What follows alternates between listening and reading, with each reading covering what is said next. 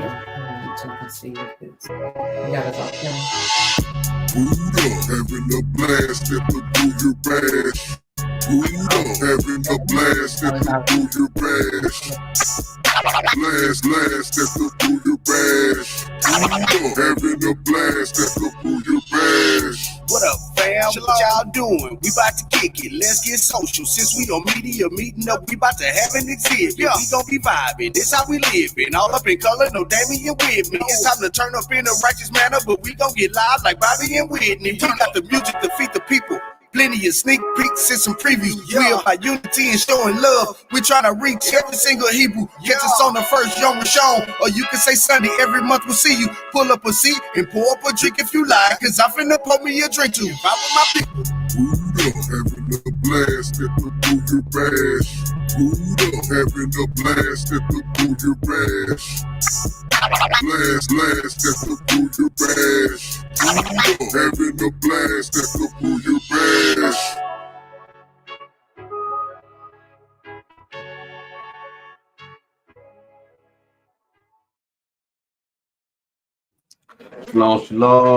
Shalom, Mishpachah.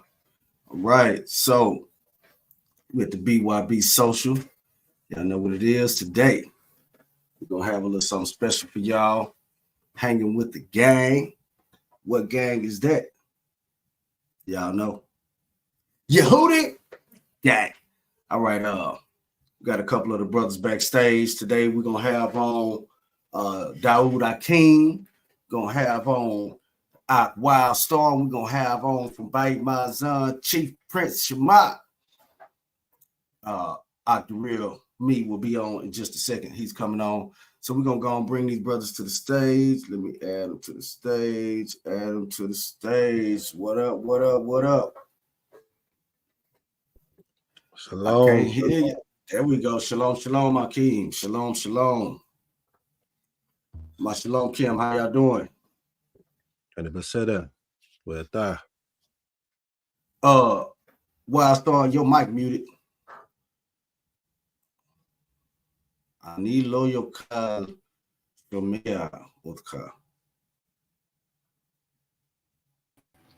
me say, I gotta get my charger. You like who? Did he say he retarded? That sounds something like that. Very, very close. It might have been the transliteration of it. Daoud Akeem, what you say?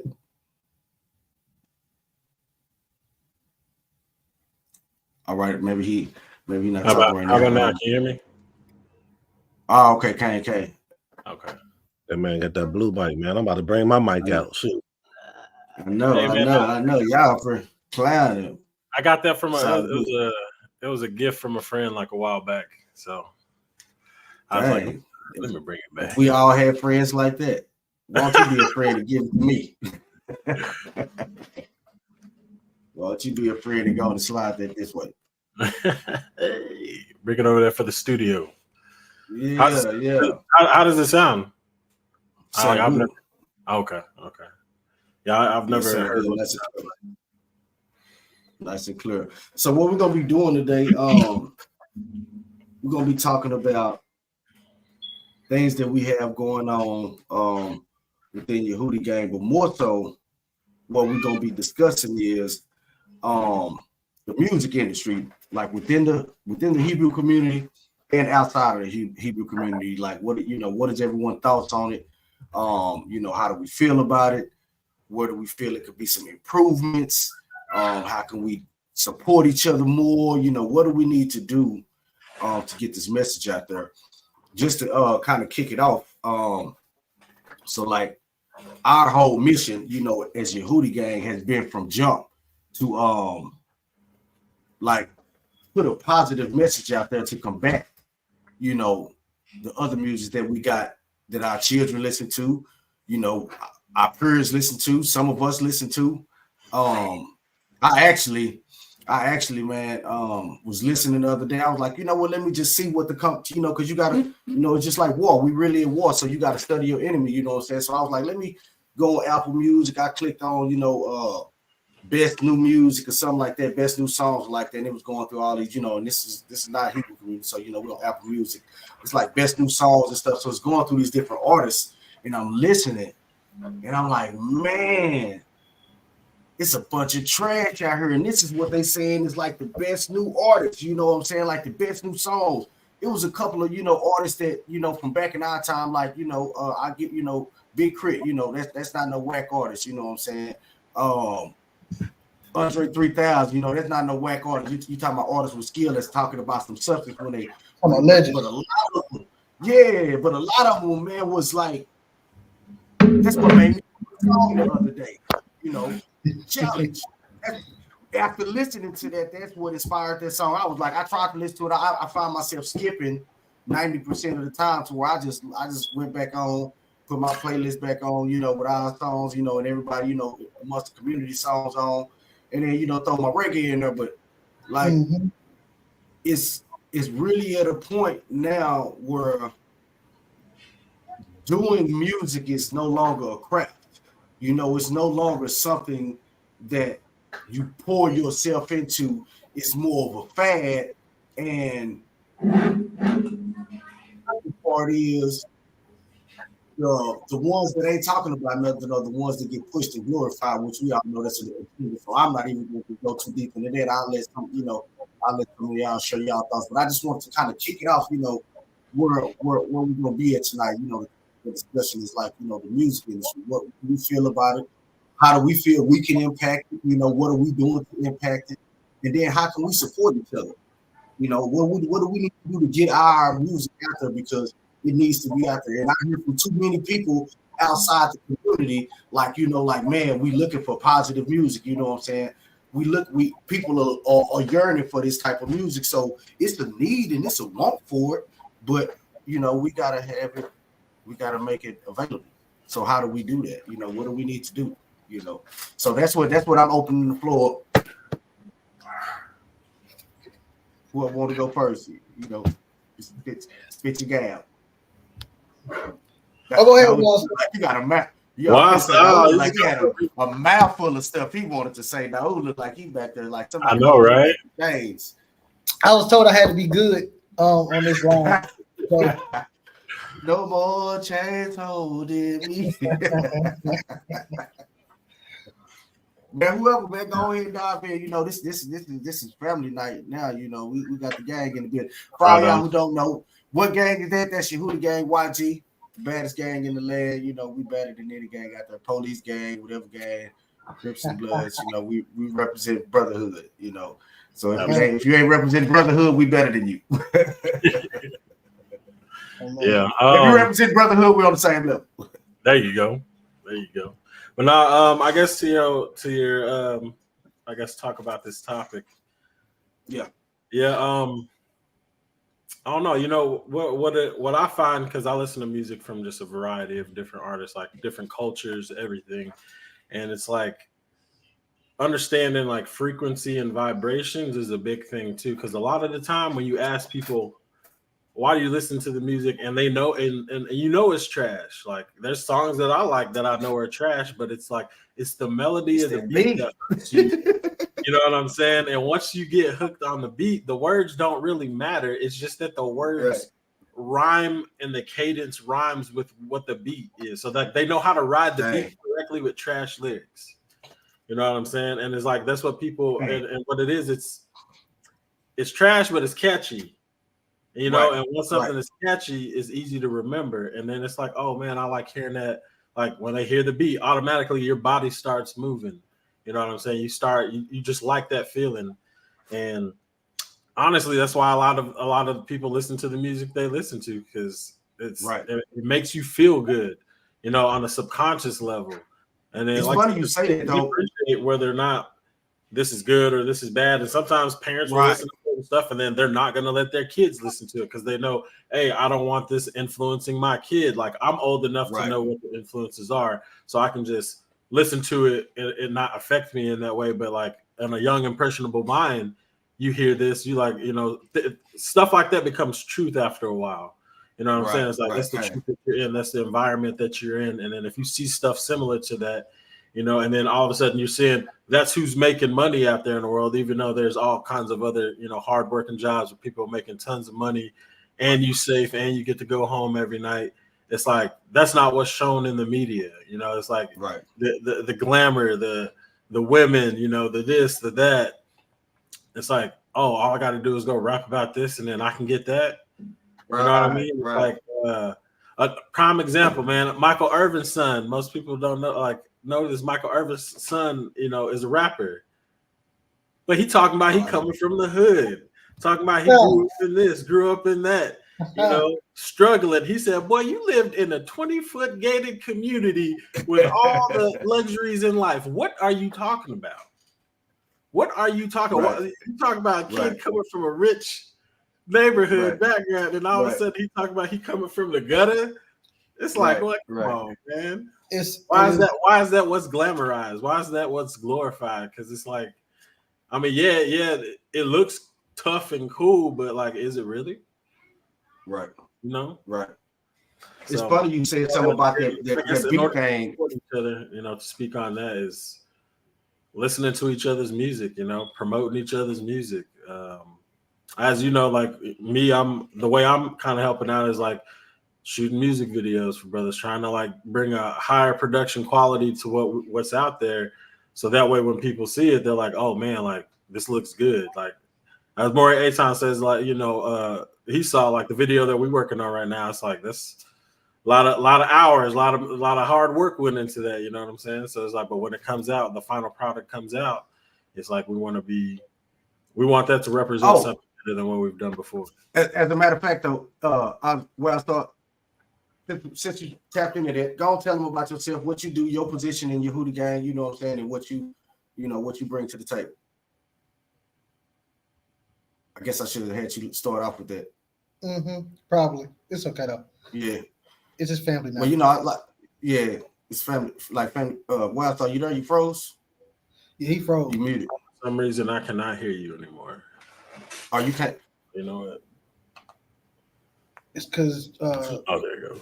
Shamad bought his microphone and he messed up the algorithm. It's these new speakers. They've been weird on me. All right, I'm good though. I can hear now. So did you hear what I said? I said I guess I should have started off with this. Go ahead and like, since you did tap into about you doing the videos, go ahead and let them know what your part is, what you do. You know what I'm saying, your involvement in Yehudi Gang, what you bring to the table. Oh, okay.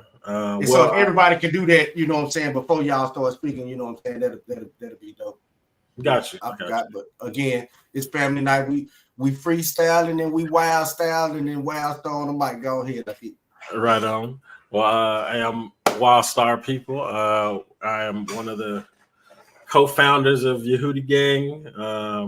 I do a little bit of rapping every now and then, but I prefer to be behind the scenes, working on the visuals and working on just other promoting aspects of the gang. So, like I said, I can be there if I need to be, but I prefer to, I'm just best behind the scenes. You know what I'm saying? That's where I feel more comfortable. And it also falls in line with like what my passion is, which is visual storytelling. So to the fact of like wanting to promote positive stuff, it's like, that's where I feel like my piece is like taking the skills that I got and translating that to imagery that people can consume and watch. And it's going to, show the right stuff instead of the stuff we don't want to see.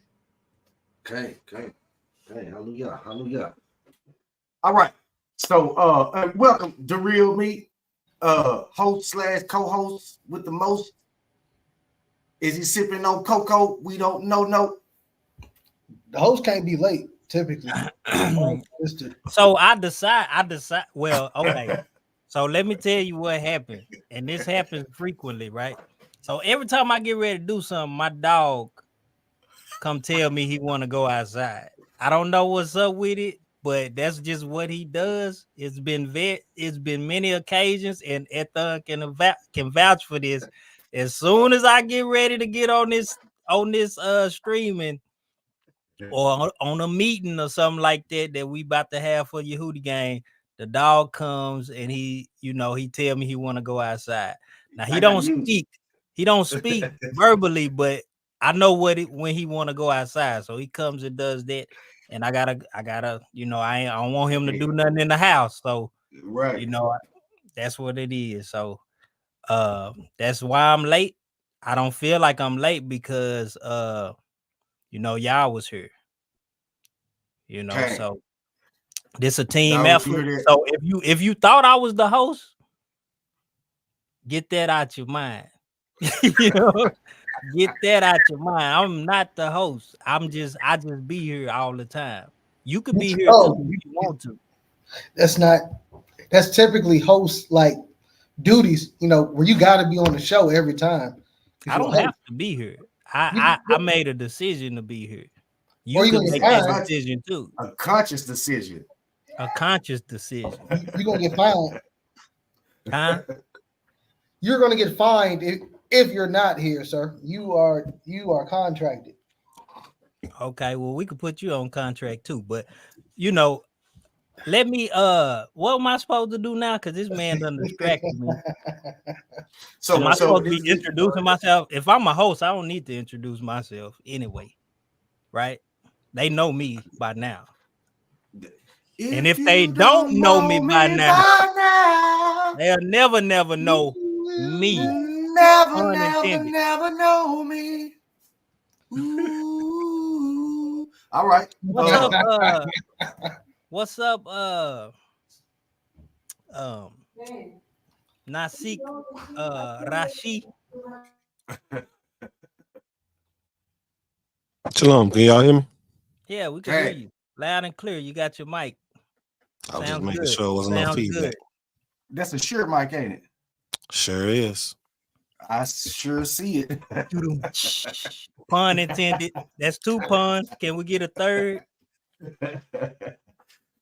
2 puns in the pod. All right. Well, whoever next, Rashid. He been on the show. He been on the show. They know how to get his music. They know all that.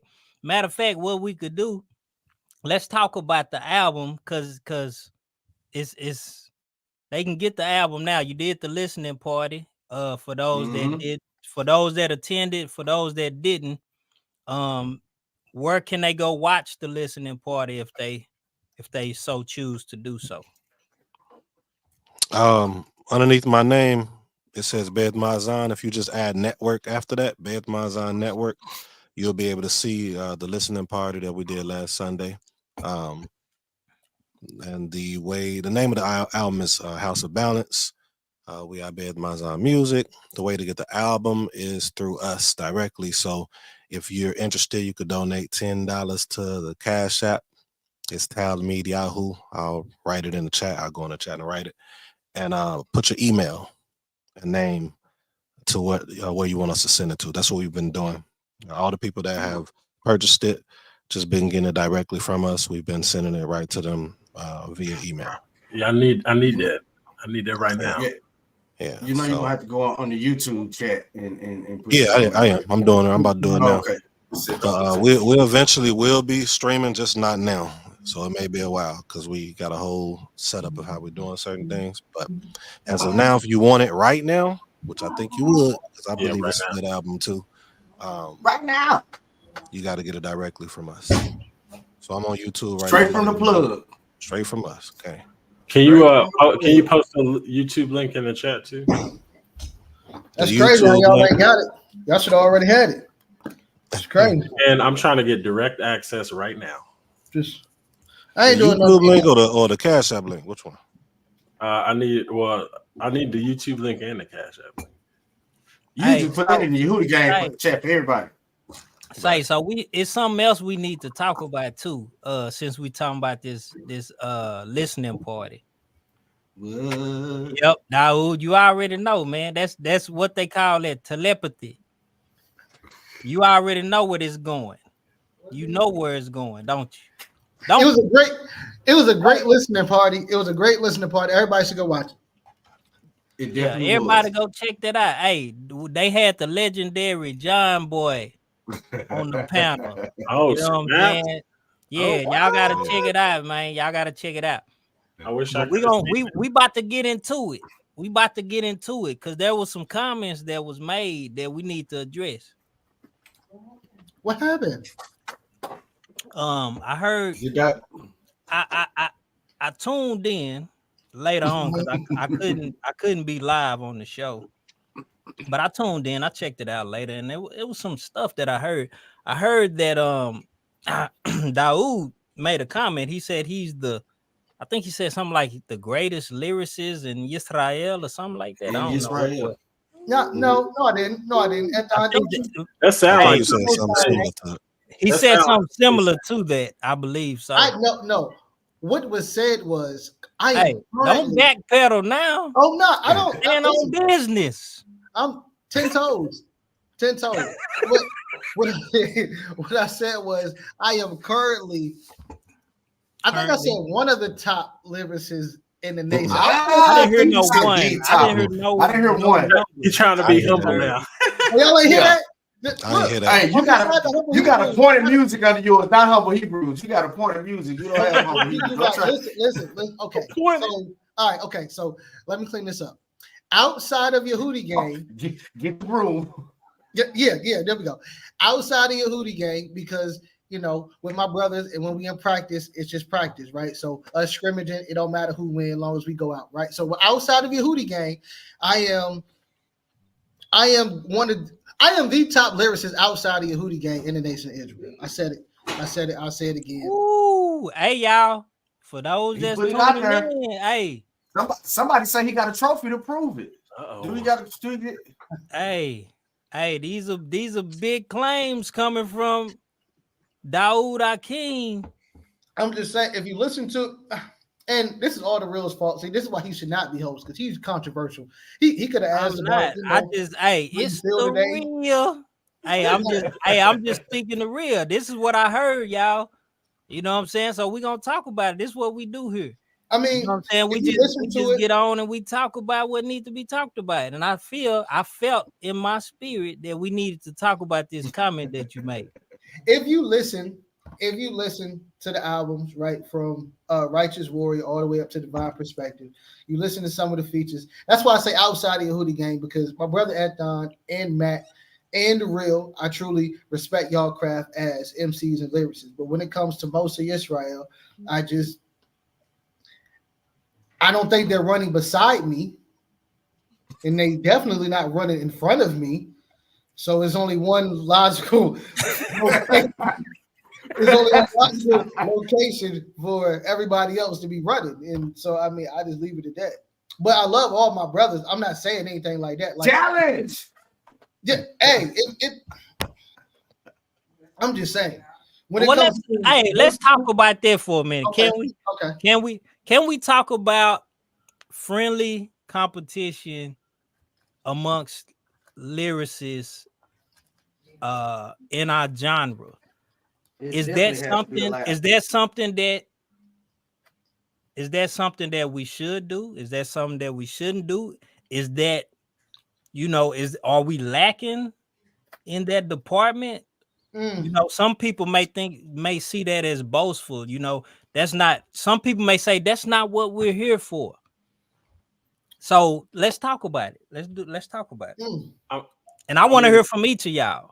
Okay. Starting with Wildstar, because he looked like he ready to say something. Yeah, I'm just saying, man, in the spirit of hip hop, that's always. That's what I was just gonna say. Okay, you know what I'm saying? Gonna say that. Competition has always been there, like that's challenging yourself against other people, and then just as viewers too watching it, like that's why battle rap is as big as it is, and like they even got this new thing. It's like Nice Guy battle rap. Yeah, I saw which is hilarious. I love it. It's like one of the coolest things. It's like it's like just as hard as the regular battle rap, but it's like they just saying nice stuff about each other. But like it's just how it's the creativity and how they do it. Mm-hmm. You know what I'm saying? It makes it sound like it's regular battle rap. So like there's ways of doing it. It's not like you got to go and call your brother out your name and disrespect him and call his talk about his children. You ain't got to do all that. You know what I'm saying? That's an entirely separate thing. But but to be able, like, you remember I forget the brother that used to do it back in the day. Used to do those challenges on IG. You remember those? He used to always do the different ones, and like basically everyone would submit their thing, and whoever the top one was, would win something. And it was a good way for you to see other lyricists, other musicians out there. But then also you could see like the people, you started gaining followers that way because like they're hearing all this different stuff, people's different takes on it. So yeah, I mean, like I think it's missing. That's just a component from the Hebrew music scene that's missing is like actual battle rap against each other, and it's like no. We don't need battle rap. Or just competitions. I mean, but I mean, what's wrong with battle rap though? Because it's in the vein of what we do, competition is needed. Competition is there. Battle rap is more like I'm trying to tear you down. When competition is, bro, we on the same team, right? So for those who play basketball, like Shema say he did, but for those who play basketball, right, you got to do suicides, right? So that's just like me and my brother running suicides together. I'm trying to beat him doing the suicides, but we still on the same beat me. So that's heavy. You are a Ford F-150. You are this big and bulky. That is not going to be the Corvette. Apparently, you ain't saw the last videos of me hooping. You will not beat me. That ain't got nothing to do with it. See, this is what I'm talking about right here. He's cutting me off unnecessarily. I'll let you. That's battle rap. When you unnecessarily cut somebody off. Competition, what I'm saying is we should have a bar that's set. If you want to play in the kiddie pool, that's cool, but just acknowledge that you're in the kiddie pool. But don't try to come and swim with the grown folks. In hip hop, where competition is a vital thread in the culture, and then all of a sudden say, "Oh, that's not what we're here for." If you want to make praise and worship music, make praise and worship music, but don't come into hip hop with it. We're not doing that. Don't do that.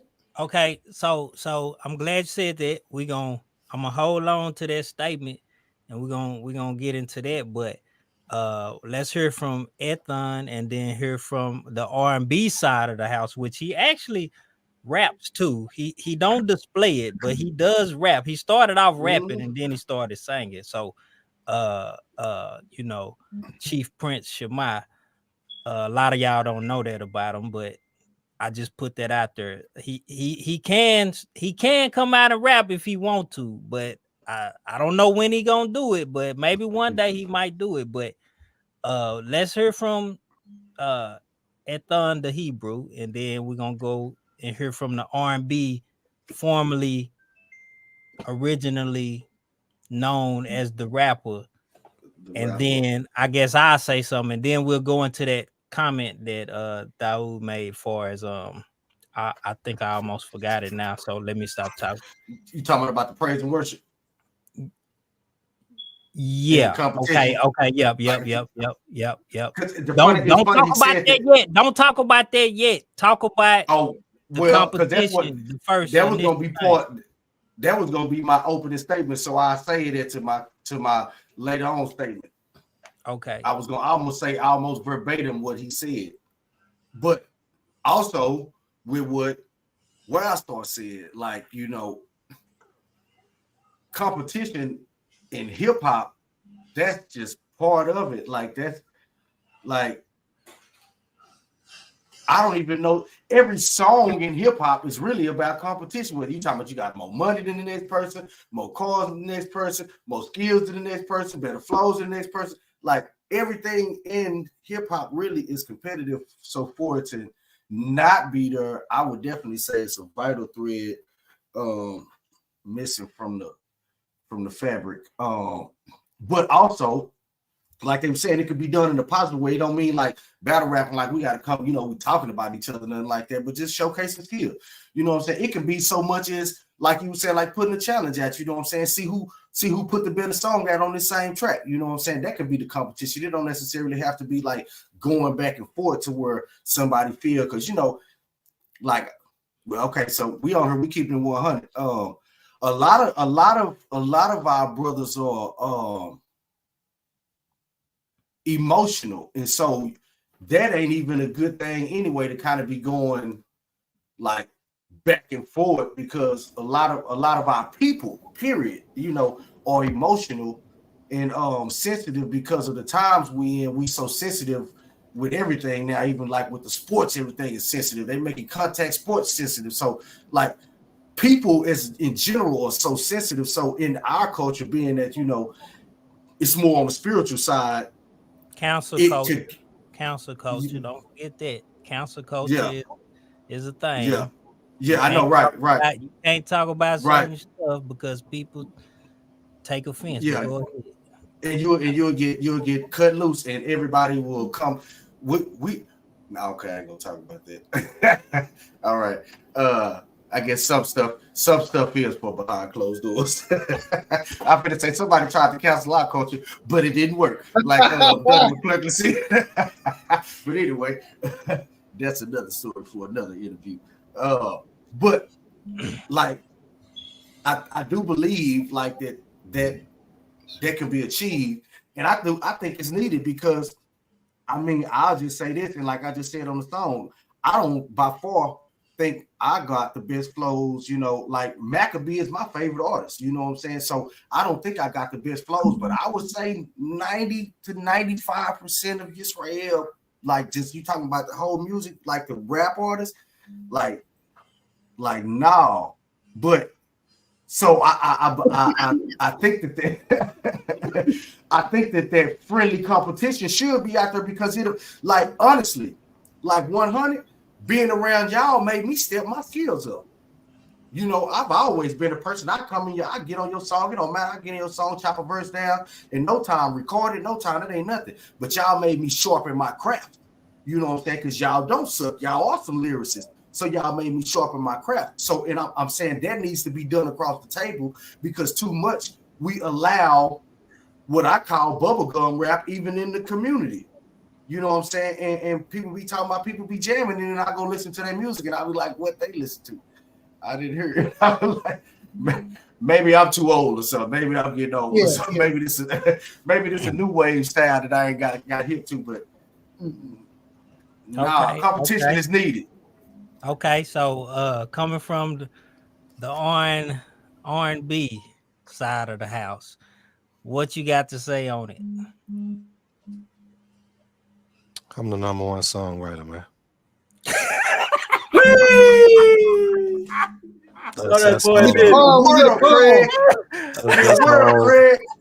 Okay, let me keep my composure because I wasn't expecting you to come in and say that. Go ahead and talk. Go ahead and talk about it. You know what I'm saying? I'm gonna have to talk my stuff too. Talk your stuff. Y'all go put a label on the R&B. It's a songwriting to me. Whether it's gonna be hip hop, y'all will see it one day. I know he's trying to pull it out of me. Because I will surprise you on the metaphors and the wordplay with the hip hop as well. But yeah, man. What's the question? The question is competitiveness in our genre accepted or shunned? Which one? What's your opinion? What in our genre being the truth? You talking about the truth? Oh yeah, it's whatever you want to call what we do. Yeah, I think that and on the truth side, we scared because we're too religious. You know what I'm saying? People don't want to say that again, Akeem. We're scared because we're too religious. I mean, even to the point where we don't want to. I hear a lot of people not even wanting to sell their music, which that's another topic. I'm not going to get into that. But competitiveness is important, man. I mean, I would even say like with my Ishad joining, with us coming together as a group, has pushed me even more. You know what I'm saying? Like, and that's a competitive nature. I told her, I want you to destroy me on the tracks. Why? Because if she come in, y'all already know how she sings.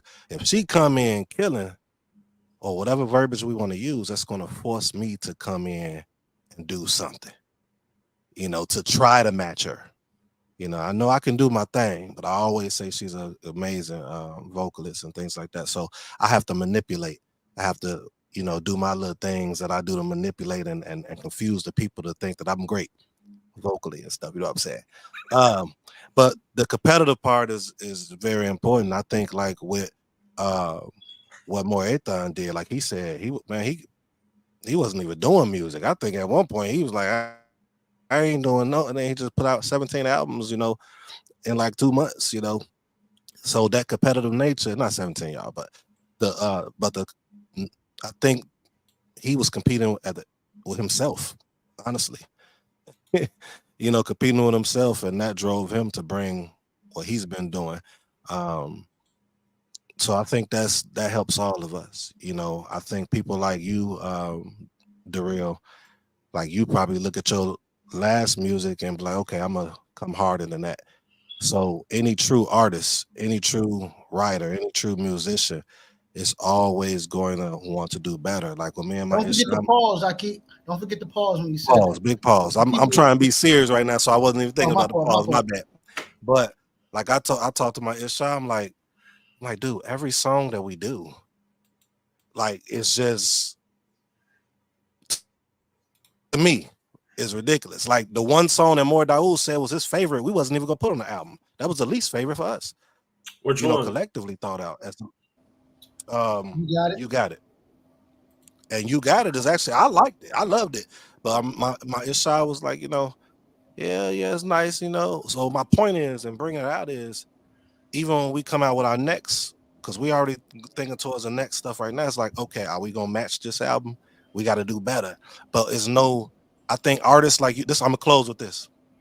I think artists like us, it's just a competitive nature naturally. The ones that have the gifted skill that the Most High has given them on the pen game and stuff. Like I got to go out with GAI towards the end, and I saw them people. You know what I'm saying? I say them people, right? We the people. GAI and Amori Daoud knocked out a whole EP in like a couple days outside. Outside in the woods. That stuff is what's missing, man. And I think that in order for us to really show people who and how great we are, we got to have that competitive nature. And with that, I yield. I don't even know if I answered the question. You answered it. Go ahead, Daoud, because it's my turn, but you can go ahead. My fault. You can go ahead, man. You got to speak. I know you want to say something else. Go ahead. That's why you the host, man. All you gotta do is just press the mute button on me, man. I'm quick on this draw. I ain't the host like that. I don't have those type of powers, man. I don't. I'm here ahead, just like you are. I'm just a personality here. That's it. I'm just here to be a personality, which you got a lot of personality as well. They said you could be a comedian, like top comedian and stuff like that. I mean, we can go head up with that. Hey, there you go. That's a competitive nature right there too. Because I think I'm pretty funny too. They ain't heard me yet. So hopefully they watching right now. But you already know what it is. You already know. So you should have told him, like, it's another brother in Israel. You should have told him, but we got to work on that too, promoting each other. But go ahead, man. Unmute your mic, man. You already unmuted. The real, just go ahead. You just spoke for like 3 minutes. Because you shrunk up, man.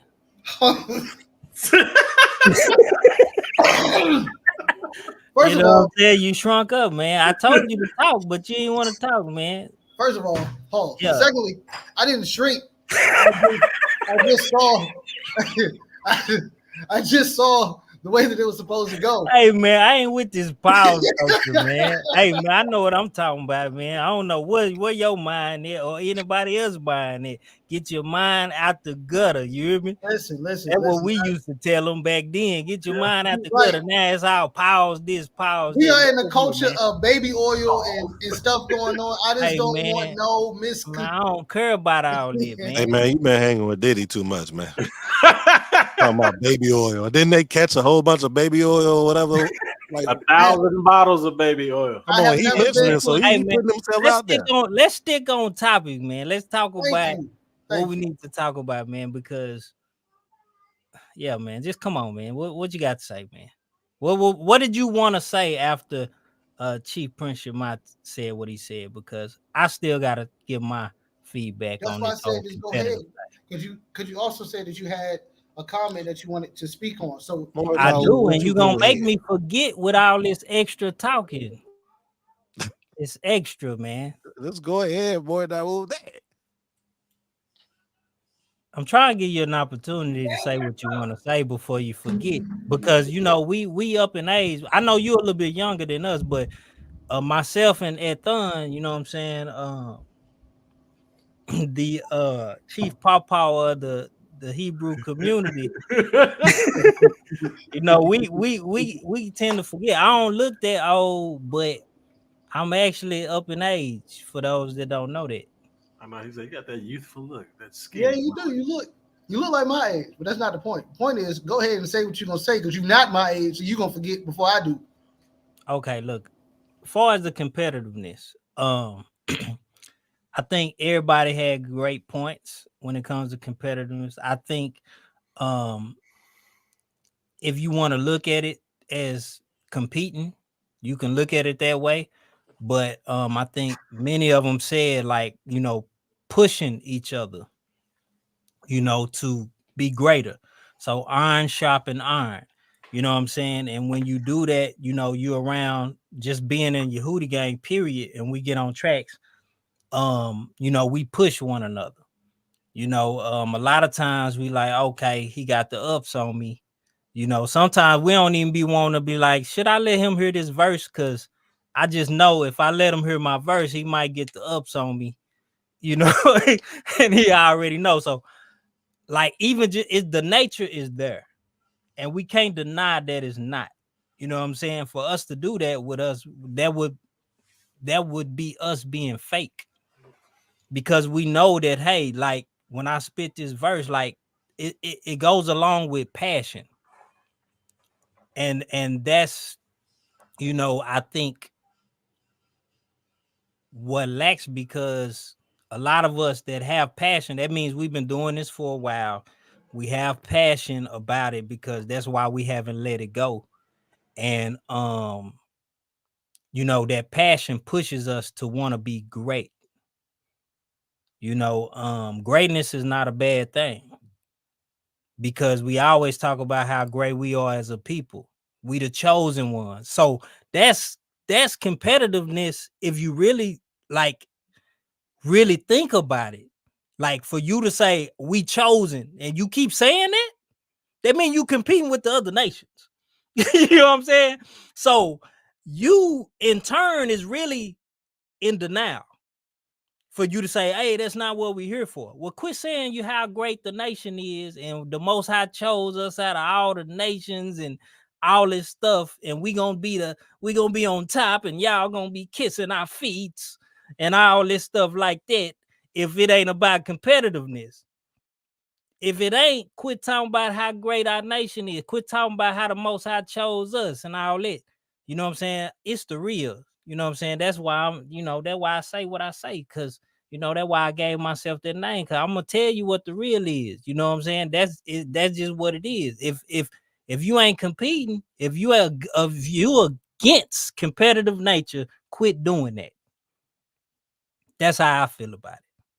So if you come on here and you say that you against that in the culture of hip hop, then you're a hypocrite, because you can't do this in this area and then try to not do it over here. You got to keep it balanced. You like how I gave you that plug? You got to keep it balanced. You know what I'm saying? It's a balance that you got to have. You can't be like this, tilted. You know what I'm saying? Just weights and balances. That's how I feel about it. Now, Daoud, you could say you gonna go first, but let's kind of talk about how we talked about the praise and worship. If you're gonna do worship music, what do you mean by that? What's the difference between worship music and hip hop? So, um, you know, I was just about to say something, but then I thought about it. So I'm gonna say it, even though it's wrong, because this is what most people would say. Leave me alone, Ethan. And what I'm saying is, I can't judge you for how you sound when you're praising the Creator. Don't people say that? I can't judge you on how you sound because you singing praises to the Creator. Now, that I said it, although I do agree that is wrong. Why? Because now we put singers in the temple. I'm sure everybody that raised their hand to be in the temple was not allowed to be a part of those singers that were in the temple 24/7, having the presence of the Most High come down. Which means that there is a standard even in praise and worship. Now, when you come to hip hop, as we've said earlier, the aspect of competition and standard, and when you go back to the essence, it's all about bars. It's not really about the hook. It won't really about the beat, because some of the beats that you listen to back in the days, you'd be like, yo, what is this? But it was about bars. So you come into this way of life, and now you want us to accept your lack of talent just because you put the name of the Creator in it. And I don't think that that's fair. I don't think that's fair to y'all. I don't think that's fair to the listener. I don't think that that's fair to other people who just love music. Like, you suck. I'm sorry, my fault. I didn't mean to say that. You are lyrically challenged. Just do something else. Is that a better way to put it? You don't suck. You're just lyrically challenged. And that's okay. Drake pays a lot of people to write his lyrics. Why don't you just pay one of these brothers up here to write your lyrics? Then you can sound the way that you want to sound, but you don't sound like it now, and you cocky, and you are challenged. You can pay me #1 songwriter. Okay, since you opened your mic up, go ahead and go next. Then let's hear from Wildstar. Then let's hear from Ethan. I'll go last. I'll continue to go last. I'm cool with that. Oh, I was just trying to be funny. Y'all talking about hip hop, so I'm not even in the mix. Go ahead. Okay, so we gonna talk about R&B next. How's that? Okay, Wildstar. What do you think about those comments concerning the difference between hip hop and praise and worship music? I agree with them. I mean, not everything does sound good. I mean, we know it. I mean, like you said, just because you put the name of the Creator on it doesn't mean it's automatically good, or it automatically should be streamed 1 million times. Or I mean, look at the Christian church. We know the difference between like a black Christian church and a white Christian church, and their praise music versus our praise music. You don't want to listen to their stuff. Their stuff just ain't good. It don't sound good to your soul. It sound like just I don't even know. It's just not good. Got no season. Hey, there's a reason why you've been seeing, or at least I do, on Instagram, stuff like that, man. You be seeing like all these other communities, the Asian community, the Indian community, bro. They just be borrowing black church songs. You know what? I even saw it in Russia, bro. They were singing Kirk Franklin.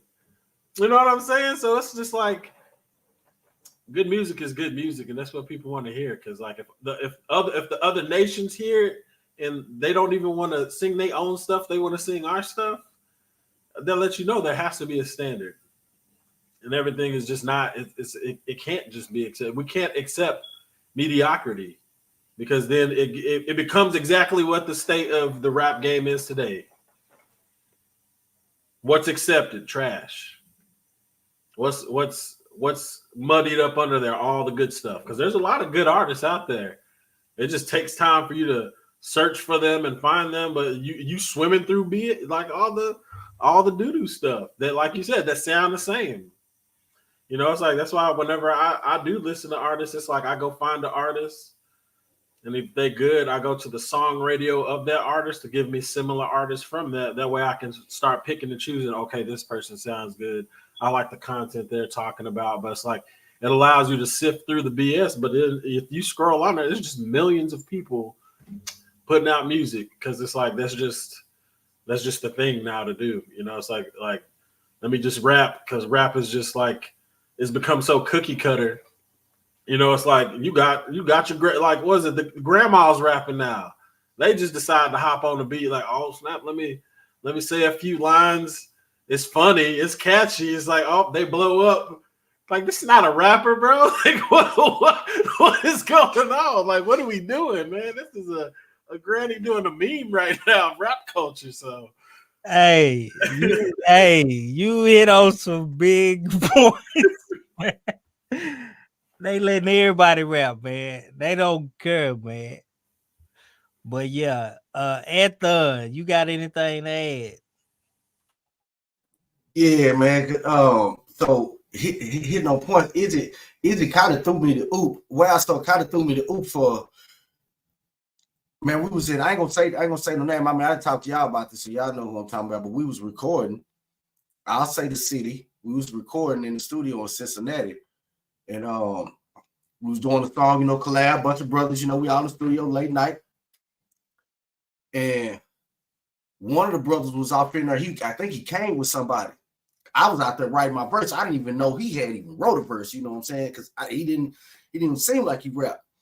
All I know, I come in there, I hear a certain somebody, y'all know who it is going off. He's like, hey man, look, man, see, this the problem in Israel, man. Y'all just think just because you put the name of y'all in it, that we supposed to accept it, that it's supposed to be good. That's why we got so much trash music, because we think that just because you put y'all, and I'm saying the words, just because you put y'all, he say you, like your verse, he say, really, you don't even need to be on the song. He say, do you rap? He was like, nah, this is my first time. He like, see, like, what are you doing? Like, you trying to come in here and get on the song, like just because it look cool. But your verse, he like, he said, this is what he said to him, and I respected it for it. He like, your verse, he's like, I'm gonna keep 100 with you. Your verse sucks. It's not up to par. He's like, you don't even, I can tell this was your first time rapping. But we allow that, and it becomes a norm. And then, like you say yeah, enough times, or you put a certain person in there enough times, and it's the jam. And you finna get thousands and thousands of views. You finna get invited to all the shows. Everybody know the song, but it's not. I'm gonna say this.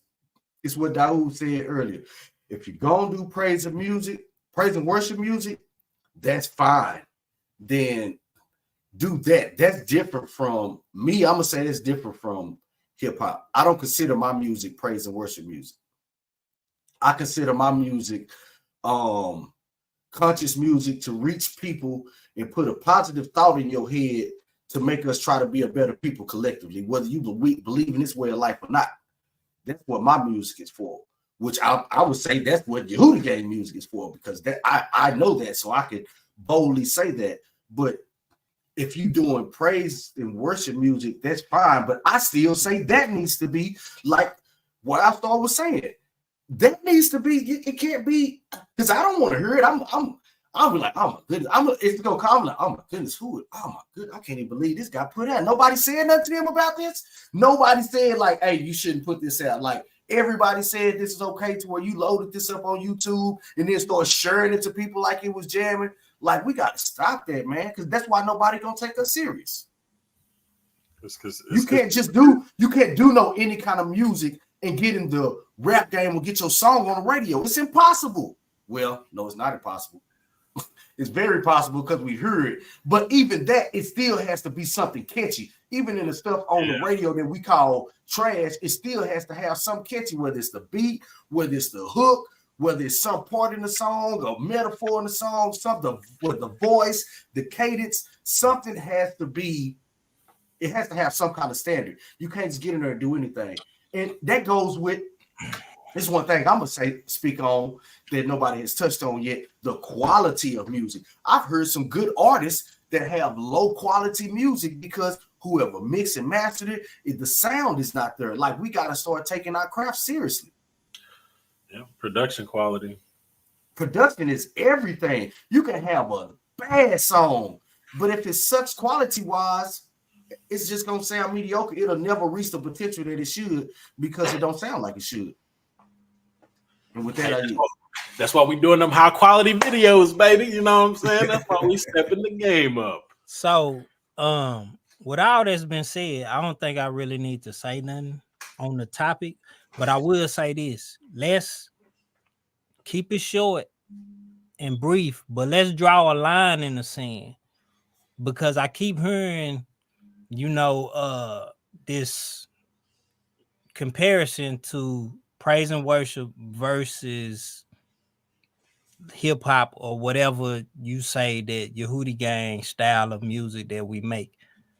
Can we draw a line in the sand and say, like, what's the difference? Like, what's the real difference? Like, what separates praise and worship from just righteous or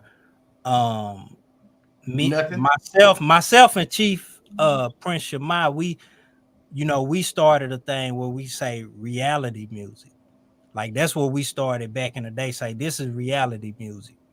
So what's the difference? And I guess I'll start with Chief Prince Shemai, just from the standpoint of us saying reality music. Like, when we came up with that, like, what did that mean to you? And then everybody else just kind of briefly say what the line in the sand is when it comes to praise and worship versus whatever you want to call what form of music you do. All right, before I answer that, those that's watching, because I know we got people watch back and they see the difference that I put in English. Musically, me and my Ishai, we go off the English because we're trying to touch. This going to tie into what you were asking. We're trying to make sure we touch those that don't even know Hebrew. You know what I'm saying? So I can't go and say, hey, Nasik, Rashi, or Nasik Sama. I want them to know what it is in English, right? But to answer your question directly, reality music to me is diving into just the things that we go through every day, or the things we need to go through to fix what we're going through every day. The real topics, the complaints, and everything that we talk to our cousins and our family about.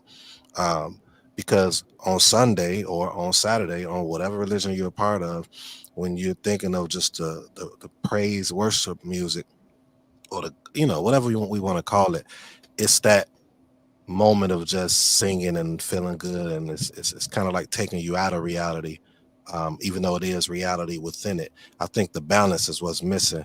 So I don't knock anyone that says Yah or whatever it is they might say throughout their song, but the problem that I have, if they're going to do that, are you bringing solutions in your songs when you're doing it? One of the most prolific people that I know that do it is More Ethan. More Ethan, in his music, you hear him say Yah, hearing that, but his music is heavily saturated with solutions, heavily saturated with what the topic is, and even touching bases on multiple people within that verse. You know what I'm saying? So for me, reality music is just really diving into the core issue or the core problem, getting down to the core so we can fix it. So it's not just, hey, we're gonna take this country, y'all gonna kill Esau and all that stuff. That's cool, and that's needed, I guess. But what about the solution? I think everything is needed. You know what I'm saying? I think everything is needed. But even within that need, it needs to be balanced. A false balance is an abomination to that's what our scripture say. A false balance is an abomination, and that's what I think is missing. So I would never take away those that bring Yah in their songs, because we do know it's people in real life that speak like that. So they probably just bringing out what they already speak. But can we please bring forth the solutions, and can we be reality? So hopefully I answered it. That's my thoughts on this. So when we came up with that, that's what me and we was talking, like we brought stuff dealing with reality. I'm glad that we ran into Yehudi Gang and became a part of it, because everyone here, when I hear their lyrics, it's a different caliber. So that's all I got. Yeah, so I just want to speak to what he said. like you said, if you answered the question, you answered the question and then some. Like I feel like your answer was perfect. So um people need to really listen to what you just said. Like rewind it back, listen a few times, and listen to what he's saying, and that whole balance that you brought in there. Because I'm the same way. Like I feel the same way. I feel like there's a place for that type of music. There's a time for that type of music. But as scripture tell us, there is a season,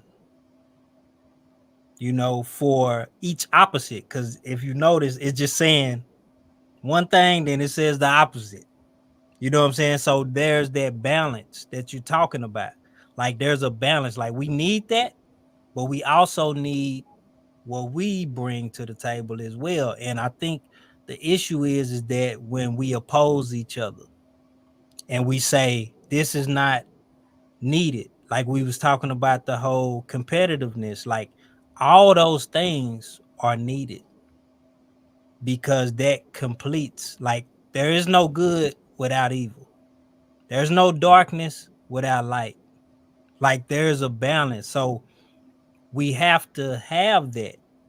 So this is my opportunity to speak just based off, laying backing off what you said. You know, so listen to what he's saying, listen to what I just said, and really think about that. But I'm open the floor, more Ethan, the Hebrew. Go ahead and speak your piece. Then we'll go to Daoud, and then where I start, you cap us off. Okay. So the original question for the short answer was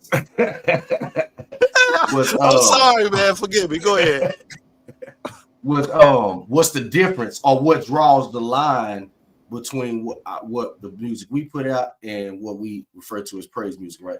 So I would say the difference is pretty much like what I was saying, one being more reality based. I'm almost gonna say the same thing as Shema said, because the other one I would say, I do want to say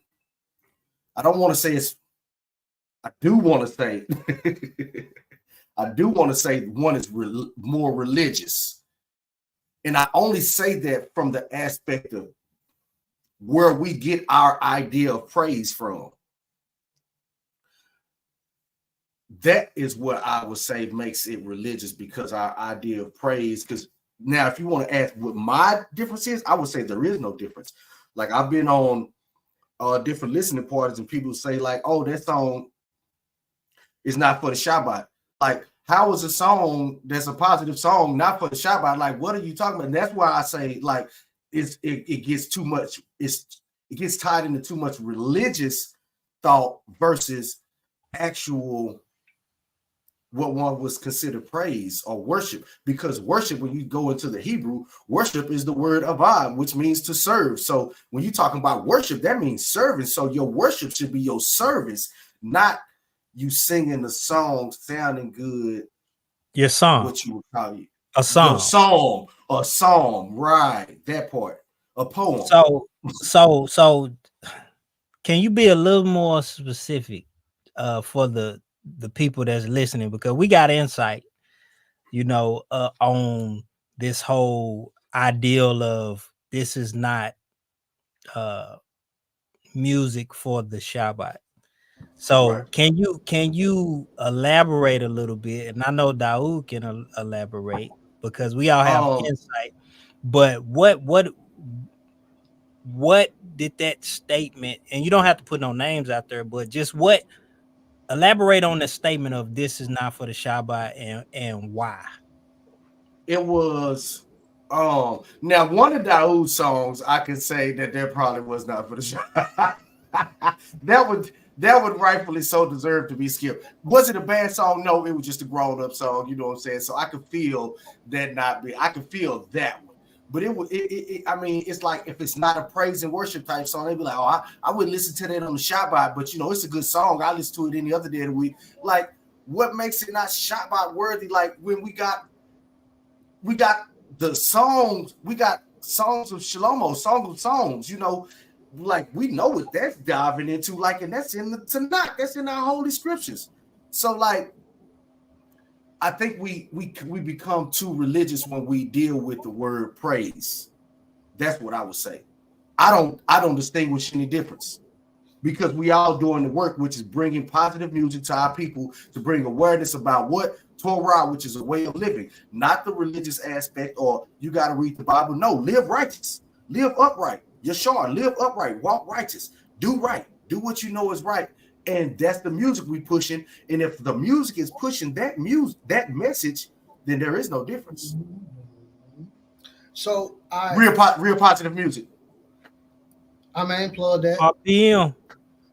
Slash for the point of music. Hey, can I say something before Dawood or King starts speaking? No, you can't. No, you can't. You can come back out. You can come back after a while. No, you so can't. just keep it in your mind, the forefront of your mind, man. Like He that. make you forget stuff. Go ahead. Like that little jewel that you got sitting right there on like your the frontlets, like the frontlets before your eyes. Just keep it as a symbol.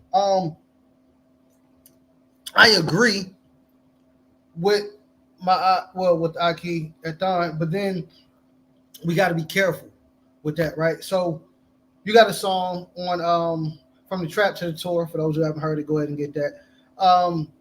That's talking about you making money with your hands, right? And you being on your grind, right? And it's like that's a very I was gonna mention that song. It's funny you said that. Okay, see that's how the ruach, flows in and out. That's why it didn't go down to Shema. It just stayed on top of the screen. That's not important. What happened anyway?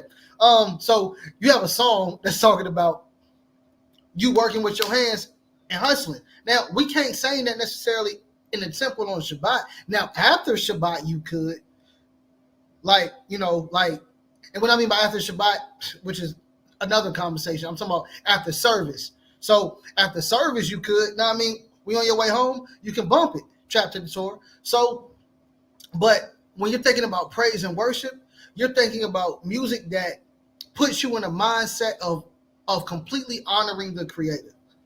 When I think about praise and worship, and I do know, Greek wise, you got worship, obed, which is service, but even the writing of the Psalms was a service, right? So some of them Psalms in the book of Tehillim wouldn't have been a part of the songs that he gave to them in order to sing, right? Some of those songs of this with Dawid was writing in the cave. It didn't really have anything to do with temple service. But then you got the sons of Asaph. That was their whole duty, was to write songs for Slackley. So when you hear it, when you sing it, your mind automatically turns to the eternal. So that's why I say that there's a difference. Now, all of it should be encompassed as far as cultural music, right? Which is why what you were saying, I agree. Like, we have to get outside of religion and we have to get into culture. But even within the culture, we have to distinguish what is, as the Most High say, what is Kodesh and what is common. Right, and some of the music that we make is common. Just because, and this is my last statement, which also goes back to quality. I don't care about your Bible study on music. Please stop giving me Bible studies with a track under it because I don't want to hear it. Because a lot of y'all precepts are off. Then y'all don't know what y'all talking about. It's just rough. It's just rough to listen to. Music should be something that is a soundtrack to somebody's life. What we make is a soundtrack to our lives in the culture that we're in. So we're going to praise the Creator. We're going to make this money. We're going to make love to our wives. We're going to do what we do, and that is real reality music. But some of the stuff isn't, and you can tell that it's a gimmick. Stop coming into the culture trying to put on gimmicks so you can get in front of people, because eventually they're going to see that it's not real. Hopefully their eyes will be open and they see that that's not real. It won't. Okay, I like that. I like that answer. Wow, Star, you got anything to add, or what's on your mind? Can you phrase the question again? So it's just basically us drawing a line in the sand between, because Daoud originally made a statement like there's a difference between praise and worship music and just what myself and Nasik Rashid has framed as reality music. We also talk about real positive music. So what is that line? Like, do you think there's a line in the sand, or and if you do, what is that line? I mean, I guess it's just how are you categorizing different stuff? Because I mean, if we come from just like a purely musical perspective, like I mean, R&B versus praise and worship versus hip hop all has to do with like instrumentals and stuff that you put on a beat. You know what I mean? Like hip hop is usually drum machines and stuff like that. And it's like, and then praise and worship music is usually pianos and nice melodies and harmonies. You know, so it's like the structure of the music itself separates itself into different genres, you know, and then the content of that music can change, you know, it can vary depending on the genre, but essentially it's just like what you hear, like when you think of, as Daoud was saying, like it all goes back to like the musical frequencies that you're trying to tap into. So for instance, there's this video I watched where a gentleman was talking about like Arabic music and like how when they're, you know, praising and stuff like that, the type of music that they sing when they're doing that, like the frequency that it hits is like the frequency for healing, meaning like in the hertz that it actually gets to is the healing hertz frequency. You know what I mean? So it's like that's what they sing when they're praising and worshiping, which why it affects them in that certain way. You going in deep. Pause. I mean, that's for Daoud, but Daoud, you going in when now you talking about some deeper things. You know what I'm saying? We talking about frequencies, Talking about the science. hertz. We talking about things that pull the strings of emotion. That's what we talking about. So even the understanding of that is deeper.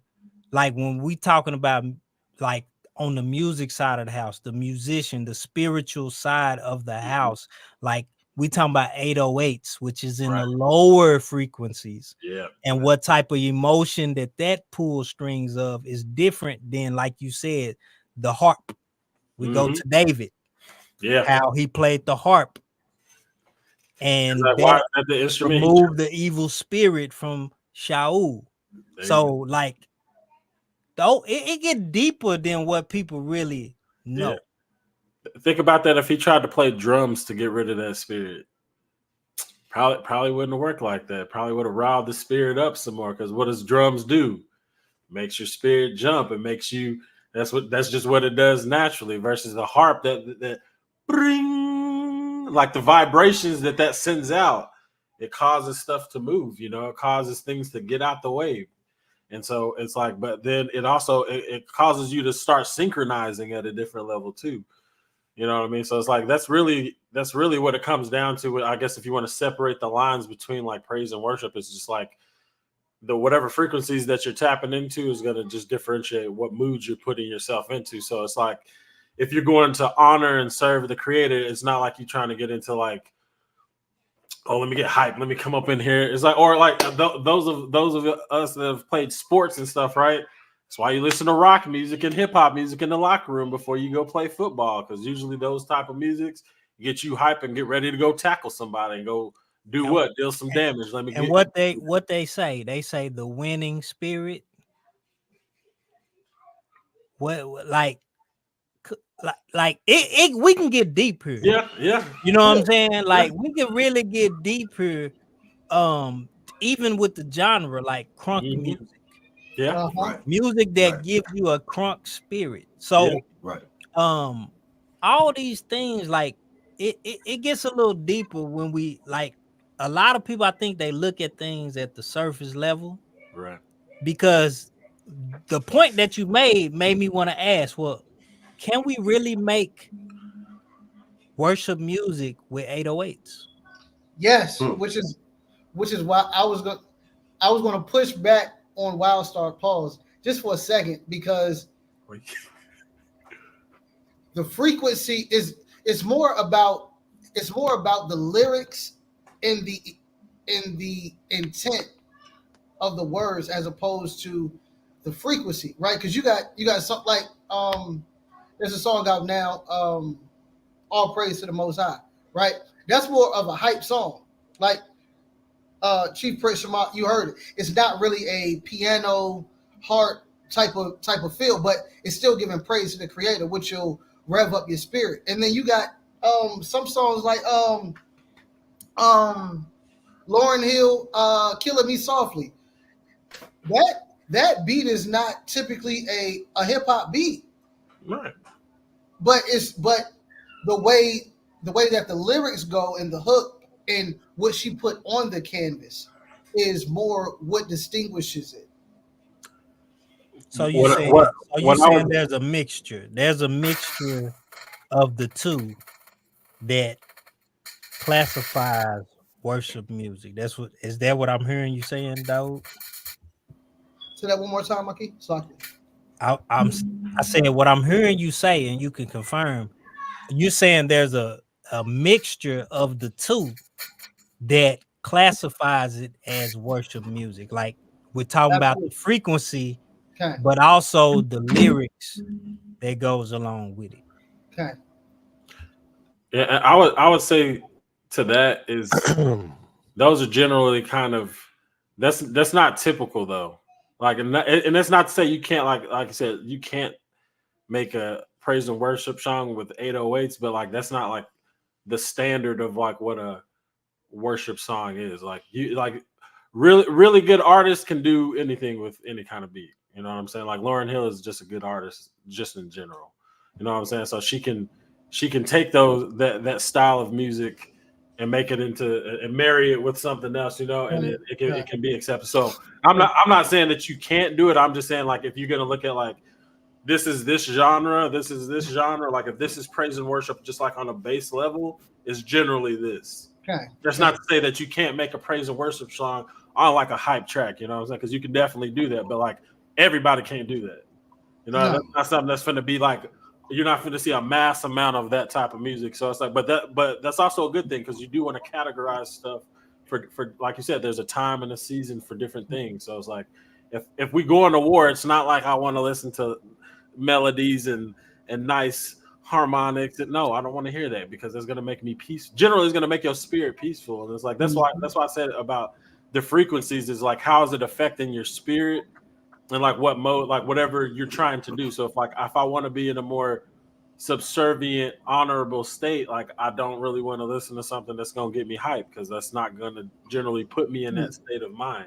Like I'm gonna listen to the music that's gonna bring me calm, like make me calmer. You know what I mean? Like then that way I'm like, okay, I can think clear now. Like if I'm hyped, then I'm ready. You know what I'm saying? Like you girding your loins, you're ready to do the thing. So that's what I say. So I definitely agree with what you're saying. Though, like you can definitely blend the two, and like it's not exclusive to one thing. Just on a general sense, if we're just talking in generalities, usually it's that, and like R&B usually generally covers these type of topics with like this style of music. So okay. Ze rak masoret. It's just tradition. It's only tradition. All of this that we saying, if you really think about it, it's traditionally this is supposed to be praise and worship. This is supposed to be R&B, X, Y, and Z. When people have switched up songs and made it gospel, like Love, by me with Soul Child. People sing that in church, and they just changed the love word to God or something like that, right? It's lyrics. Like I do like the part where weirdly enough, I don't want to say it, but I like the part where Daoud said about lyric and intent. The intent.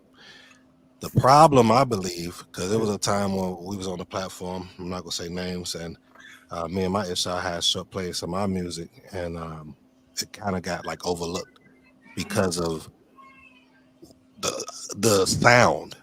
It's a traditional sound that people are liking more so. What if we traditionally made R&B praise and worship?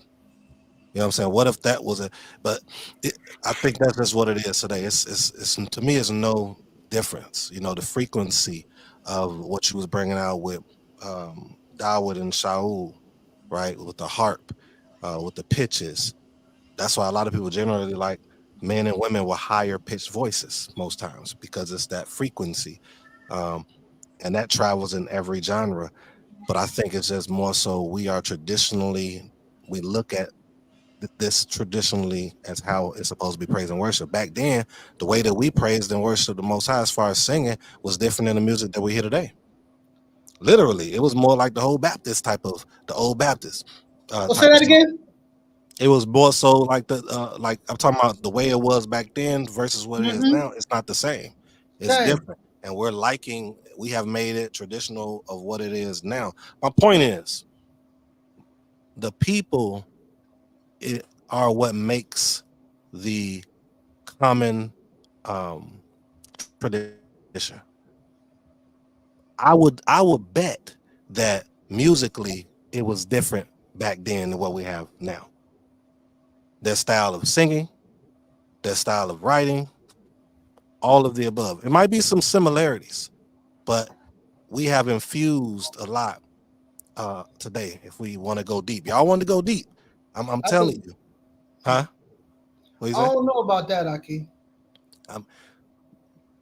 Praise and worship music today, I don't believe sound exactly how it was way back before slavery. Okay. Which type of praise and worship are you talking about? Of course. But so they also, bet it didn't. like you said, things changed through the times. That's what I'm trying to make. So, I mean, we didn't even have 808s at a certain point of time. You know what I'm saying? So things do change, but I do agree with the whole frequency and the pulling of the emotion, because there's certain songs that'll make you cry that I'm not going to cry off Lil Jon.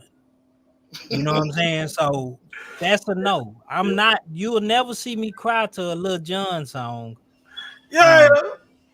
You might see me punch somebody in their face, but I'm not gonna cry. So it's certain songs that you gonna play, like he said, before you go in a football game, like before you go to a track meet. There are certain songs I'm listening to amp up my adrenaline to where, okay, I'm finna run the 400. I'm not finna listen to Music Soul Child and run the 400. I'm probably finna get dusted off because somebody was listening to Lil Jon and now they spirit is a little more amplified than mine is. I'm in a more relaxed state. That's even with, like, we can go to the R&B, like Making Love. I'm not gonna listen to certain songs to make love to, even when it comes to the thought of it. Like, I'm not finna listen to let's say, have y'all ever, have playlists nowadays is algorithm based, and like you could put on a playlist, but even though you got it on a certain artist, like it can jump to something else that you listen to a lot. Mm-hmm. So let's say I'm with my lady and we doing what we do, you know what I'm saying? And a church song come on. That's gonna ruin my vibe.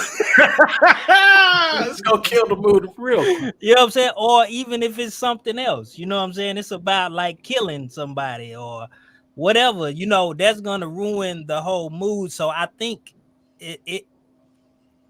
I think both, views are, right, but in the same token, like there are things that you have to consider when it comes to frequency. Like I do agree, me personally, with the frequency thing and the whole ideology of certain frequencies put you in a certain mood. Like I just have to believe that. Like even when females, because we talk about, I'm plugging you out right here. You talk about the male and female war. You know how it is when that woman mad at you and she put on that song and she talking to you through the song. It's certain songs that women put on when they mad at you. and they feel like they want to talk to your spirit without talking themselves, and they put them songs. I'm trying to think of one. You say I should have cheated. I should have cheated. Like, what you mean? Yeah. You like, put that on for? Okay. And then, because I talk about that, I think about that all the time. You know what I'm saying? Even because we need more songs for us. We need more songs for us because even the males do it to us. Like Tank. Tank is one of the artists that I was just about to say, like, I'm just I deserve. You know what I'm saying? Like, you like, okay. We need some songs that we can express ourselves with too. But that's on another. We get off topic. But I'm just saying there are certain songs and that caters to the lyrics and to the frequency as well. One of the greatest examples we could think of is why I can't think. I just lost my train of thought. So when y'all talking about frequency, why I can't think of right now scripture. Goodness gracious. You gotta drink more water. Walls of Jericho, right? What they say? Yeah, Walls of Jericho. So before that wall came down, they had to yell, they had to scream, and then blew like it, and that brought, like, I forgot what scripture it is, man, but it talks about and I taught on this too. But it talked about them coming together, them black yelling first, right? Teruah, right, first, and then blowing, and that'll bring most high end. So I'm using this example to say it's not just this praise and worship. This is not a shot at Yehudi Gang, because he's right, but I'm not coming against him. In addition to what he's saying, it's not just it's culturally, it's a lot of ways that we can bring the Most High present. That's like saying, man, hip hop artists can't bring the Most High in with their lyrics. You know what I'm saying? But we do understand it's a frequency there too. Did I confuse you, Daoud? Because you look confused when I said that. Yeah, I look confused because I don't know where you got that. You from. always look confused. Stop drinking. Especially when you talking. Stop sipping on the on whatever you're sipping on. This is some juice. Sipping on gin and juice. That's why you're confused. But I mean, I wanted to bring that out, man, because I really think a lot of what we're saying right now is just like just tradition mostly. And I'm not against. I speak on tradition more than anybody. I think it's important for us to have that, have tradition, But as far as this topic, I don't believe it's just a one thing. But frequency, I do agree with that wholeheartedly. And I also agree with Yehudi Gang when he said about the intent. I like that part of it. But let me ask y'all this. When we're talking about intent, can that become subjective? Because what if the intent, like me, more Ethan and the real, right? The intent is to put out music. I'm not including you, Daoud. But the intent is you're not including. Yeah, I did it on purpose.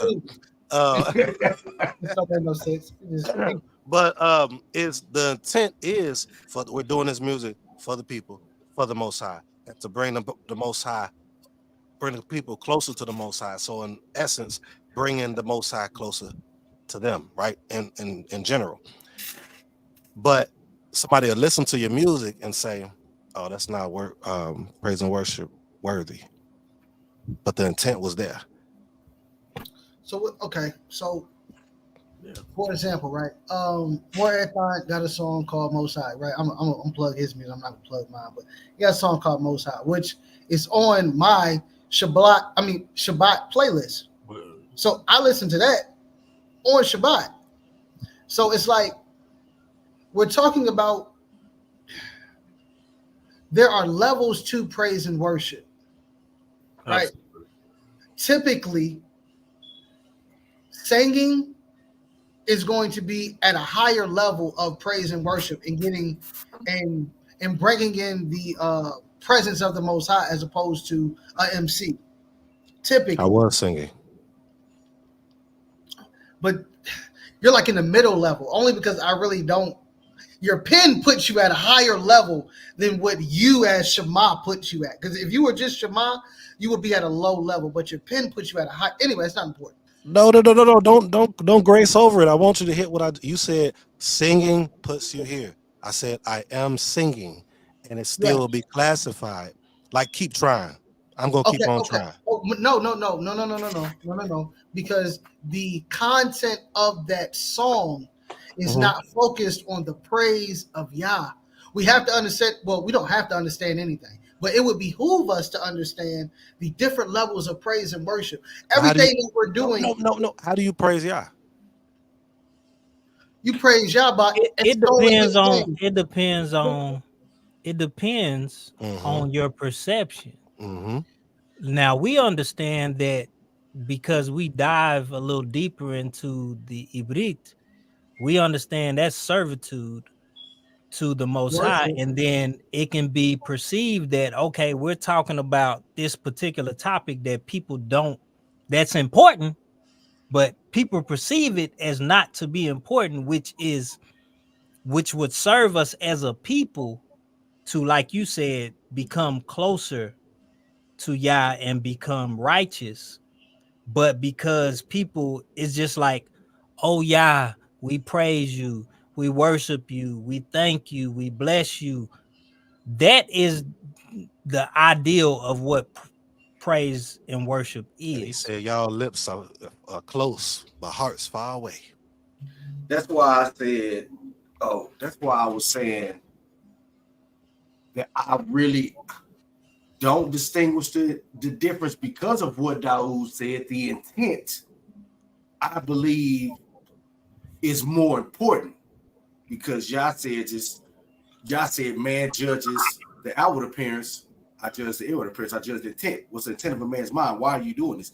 So if I'm making a song called Hakol Beseder, just talking about how everything gonna be okay, it don't seem surface level like this song is praising Yah, all about Yah, but yet all I'm telling you is that Yah is gonna make everything okay if you just stick by Yah. So why wouldn't that be considered? And that's why I say it's our modern day perception of what we think praise music, the definition of praise is now, and I blame that on religion. And when you listen to the keep on trying, because you disregarded that, I did it for a reason. If you listen to the lyrics, it's literally bringing people back to each other. If we can't be with each other, the Most High don't want to deal with us. Because hold on, wait. I gotta say something, and I'm done. Because I got you. You gotta hear me. You gotta understand what I'm saying. I know what you're saying. My father's a pastor. I've been in church my whole life, and I've been in this walk for 13 years. So I get what you're talking about. I'm saying it's a traditional point of view.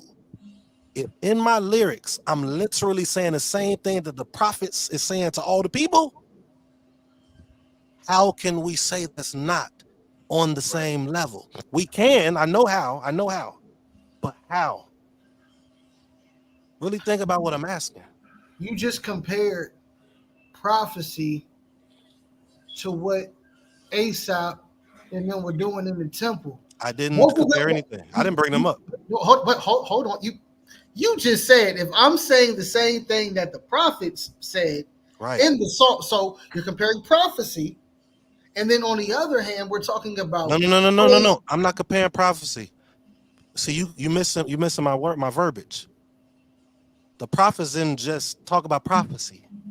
The prophets was bringing the people back to the law, bringing correction. So I'm not talking about prophecy.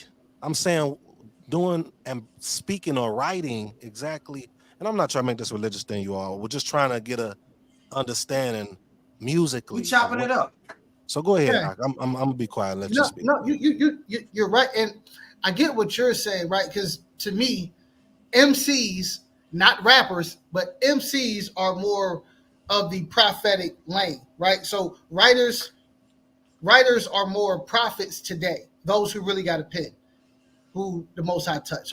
But I'll leave that alone. But what I'm saying is there are tiers. Like More I thought the song "Everything's Gonna Be Okay," right? I listen to that a lot because it does put me in a mindset, right? But if I listen to that song and then I listen to because we don't have a lot of worship song, but I listen to All Praise to the Most High, or I listen to You Did Not Create Me to Worry. I listen to that song and then I listen to Koha Beseda, right? I can still get my mind toward Yah with the song that you wrote, but I was made to praise. It's gonna put me at a different thought process. Both on the same spectrum. It's just one's gonna be a little bit further. And I'm saying because we're traditionally that was put in us traditionally. We came from the Christian church.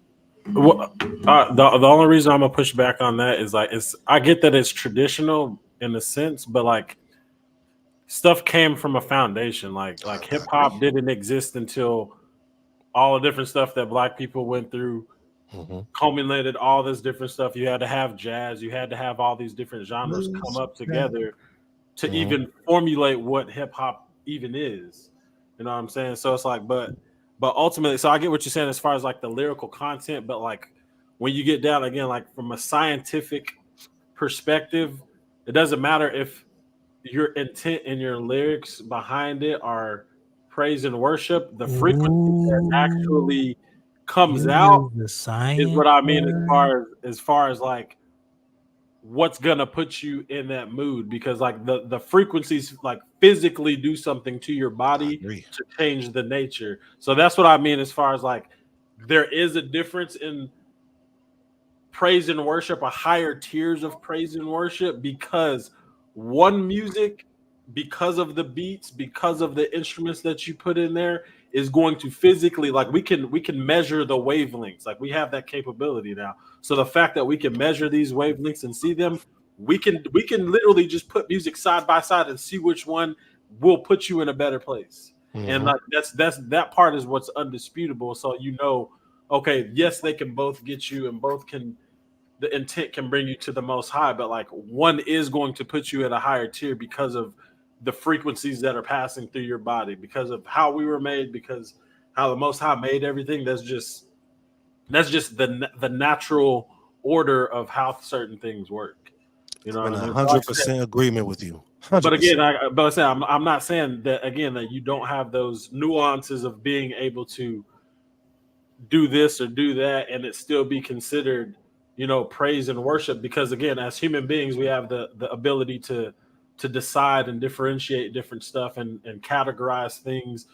But ultimately what it comes down to is like like the people, the masses, like you can always have like a certain intent for your thing, but like when you put it out to the world is going to tell you ultimately what it is to the world. You know what I'm saying? So like once it's out from you, it's kind of out of your hands at that point, and the people are gonna decide, no, this is praise and worship, whether or not you wanted it to be praise and worship or not. Just the masses agree this is what it is. You know what I mean? So then it's just kind of like, how are you going to change a million people's minds? You know, like, okay, like or millions of people who just categorize the thing as the thing. Like it kind of just is what it is at that point. They said me and my Ishab, It's Divine, and But We Won't, I think it was Christian music. We went on the platform a little while ago. Yes, sir. I know that face, right? That's all I was like, ooh. So I'm agree with what he's talking about. And you know why they classify that? Because it wasn't your normal R&B, a traditional thought process of what it was. So I agree 100% with your frequency status, because that's a fact. It heals. It's the frequency. It can heal. It can put your mind at a certain angle. What happened with Shaul, which y'all brought out? It was that playing that brought him down, and in the spirit of Yah. Go ahead, though. Which to me, hold on, Ethon been raising his hand politely, so I want to allow the brother to come in and say what he got to say, if that's all right. To me, what I'm hearing, or this is what I gather from it. So it appears that praise and worship music, due to frequencies and the different type of frequencies that keys are played in. That's why you hear certain keys. It's always the same keys. Now this I know. It's always the same keys. All majority praise and worship music are within a certain range of notes. Now, why is that? Is it because now I'm gonna go somewhere? Some may not like it. I don't care. So is it safe to say that? Is it that the music is catered to Yah, or is it that the music caters to feelings? I think music caters to feelings because it has to do with, like I said, it's pulling on your emotional strings. So like we have different, like we said, we're going back crunk music. Like that's where genres come from. Yep. Right. Genres come from what does this music make me feel like? You know what that's what I'm saying? saying. So in the vein of that, like what you're saying, like, does that mean it's not praise music because it doesn't make you feel a certain tingly little spiritual feeling inside? Because that really is the only thing that we really characterize. Because you start feeling, so I make you feel this feeling. Now you start crying or whatever. Yeah, it's emotions. It's really emotions. So that's what I'm saying. Do we play on emotions, or are we really saying that this is catered to the Most High? And that's only, and I'm not saying everybody, I'm just saying a lot of the times. So I think that's where the lyrics come in at, because I can give you a feeling and talk about something totally different than what it is. But normally we cater when we hear a beat, we like, I'm gonna rap about this because of the frequency of the beat that I hear. Like I'm not gonna rap about good writers anyway. Some people just talk. I said good writers anyway. Some people don't care. They just gonna write whatever they want to write, but that's called freestyling. But when there's an intentional approach to a song, you hear the song and you say, what do I want to talk about on this song? And normally it kind of matches the frequency of the instruments and everything and the arrangement of the instruments in the song. That's how you come up as an artist. I know that's how I do it when I hear it. Or even if I have an ideal for a song, I'm gonna search a beat out that matches my intent and what I'm trying to do. Like for instance, I Need You. That plays on the lyrics, right, of the content of what I wrote for my verse. But at the same time, it was the beat that drove him to write the hook for I Need You.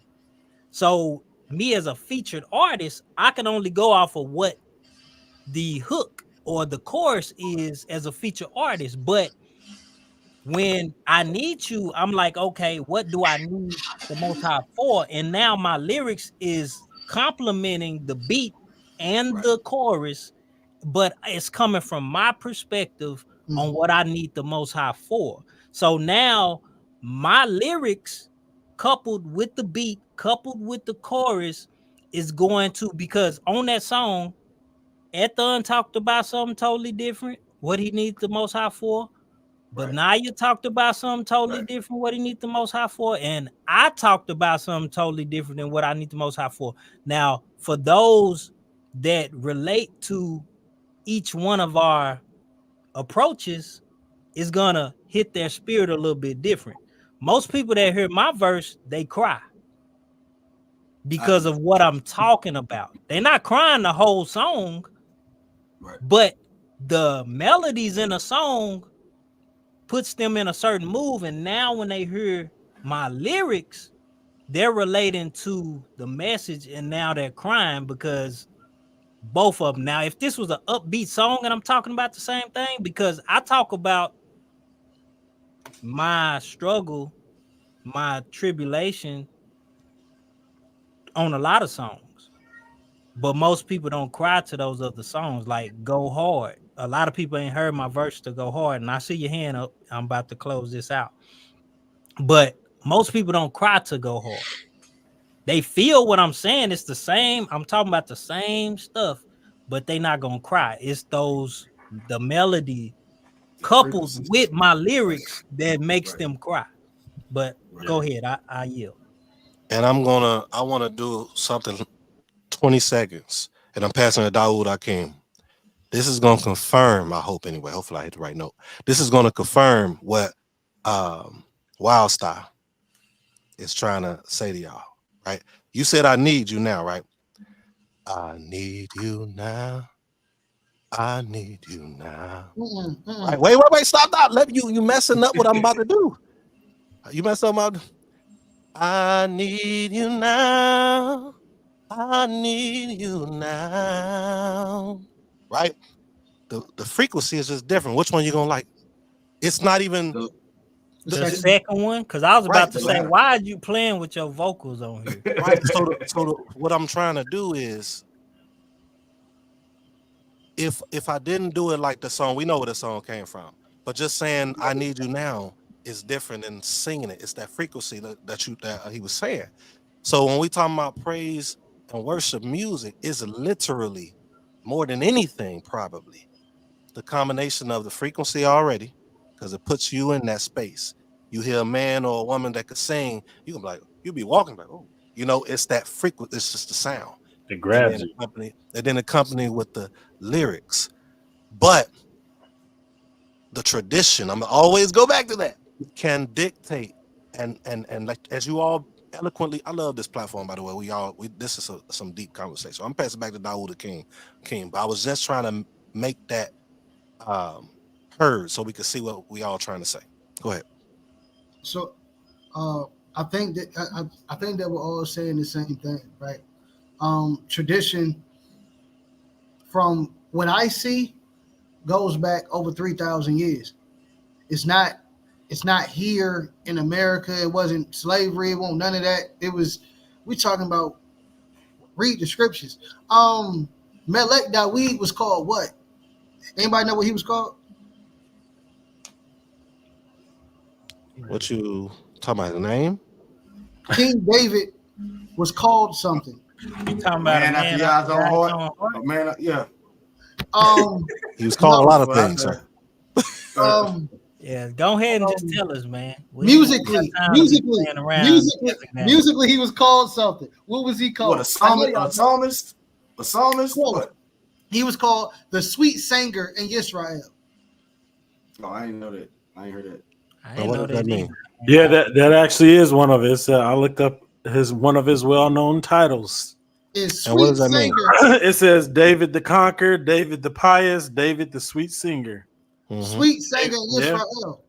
Yeah. So we're talking about we're talking about a word, but we're talking about the songs that he wrote accompanied with the voice that he had. So just like you just did, Shema, it was definitely frequency, but that's not a new tradition, which is why I'm saying that even when we're talking about praise and worship, you have to have the Most High gives you a gift in order for you to give it back to him.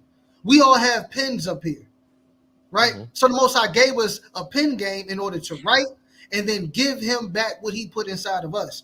So when it comes to the music, right? Because you read Tehillim 150, it's talking about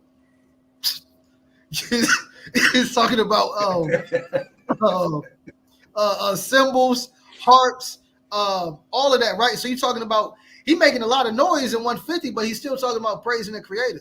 So that's why I say that there's a difference between the praise aspect and the worship aspect of praise and worship. I still have a small disagreement, but an agreement.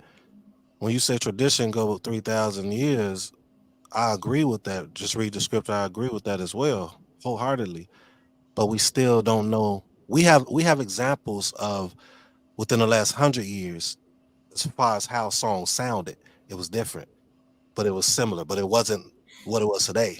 So when I say the tradition, I'm talking about the shift of how the songs are or how they sing it. It's not exactly, and I noticed to be true, exactly the same 3,000 years ago, based off just how we was 100 years ago. Yeah. Based off how we was 50 years ago. The praise and worship is different. So once again, I'm with you 100%, but I need you to hear the part I'm trying to put out there. And that is, it's just a little different. And we're classifying it because of what we grew up in, what our grandmother and them grew up in, as far as how they sang it. And they actually sang it different than we do it now, a little bit. True. And it shifts. So I'm with you. I'm not trying to, I'm not, not against it at all, but I want to put that aspect, because if we don't, we'll continue with shunning those that truly are a sweet singer, as you had said with Dawit, about Dawit, and their pen game is tough when it comes. So how do you get back to the Most High? You get back to the Most High by bringing His people in one fold, serving them properly. Amen. So giving back I think we're all right. It's not about who wrong and right. I think the perspectives are needed. What you're saying, we can't negate that at all. That's needed 100%. I think what I'm trying to say is what's being neglected, not from you or anybody here. I think we're all trying to bring the cultural side to it as well. An addition or a piece of the culture that I believe is missing as it pertains to worshiping the Most High. Because the music that we do, the music me and my Ishai do, to me, I'm doing praise and worship, bro. Yeah. I'm doing it, but not traditionally. We will be putting some stuff out that's traditionally done today, but in my spirit, I feel it, man. When I'm singing them songs or writing them songs, I'm feeling it. Even so much so I'm crying inside, man. If you really listen to the lyrics and you really see what I'm saying, that keep trying, I felt that when I did that. Because we go through a whole lot, but you know what? We got to keep trying. We sitting up there trying to be better than one another, and whatever all my lyrics said, I'm the same thing that our text been saying for years. But they'll tell us that is not praising, that's not worshiping. Well, I want to chime in on that, and I think really the other part that it comes down to is like I guess who are you making the music for? Too. It's like, because there is a fan base, you know what I'm saying? And like, I'm just taking it from like a visual, like I said, from this standpoint, or like even when you look at movies and stuff, there's a reason why when you want a scary scene, you pick creepy music. You know what I'm saying? You pick music that fits the mood of what you're trying to do. Like, if I want to build tension visually while you're watching something, I'm gonna put music that's going to hit a frequency that makes you feel eerie. You know what I'm saying? It's like, because like you said, there's low vibrations and high vibrations. So I'm gonna put it at a place where it's gonna make you not feel comfortable. That way, when I show you something jarring, I can get a bigger effect from you. You know what I'm saying? It's like, I could still do that without that, but it's like, how am I gonna impact you the most? So I think from when we talk about like different genres and categorizing stuff and separating stuff, like, that's not a bad thing when you're trying to target something specific. Like, if you just want your music to be broad and just like, that's why I said, like, whenever you make music, like, you as an artist, you can make music, but like, once it gets to the people, the people decide who's going to be successful, who's not going to be successful, what something is, because it's how the majority of the people are going to feel about whatever that art form is ultimately. So if you want to, like I said, individually, we may feel like this is praise and worship. Like I said, I listen to, like, It's Divine. Like, I listen to that song all the time, and like, I feel it from a praise and worship aspect. But then there's other times I listen to it and it just makes me feel like it's a really, just like a really good feel good, like Saturday morning driving down the street kind of song. You know what I'm saying? But that's just me personally switching my mindset to how I'm listening to this song, or you know what I'm saying? Or I can listen to other music that's like gets me hype, gets me bump, like gets me crunk, stuff like that. And then in other scenarios, I may listen to it just to be like, it's just cool to listen to. Like, I'm not actually hype right now.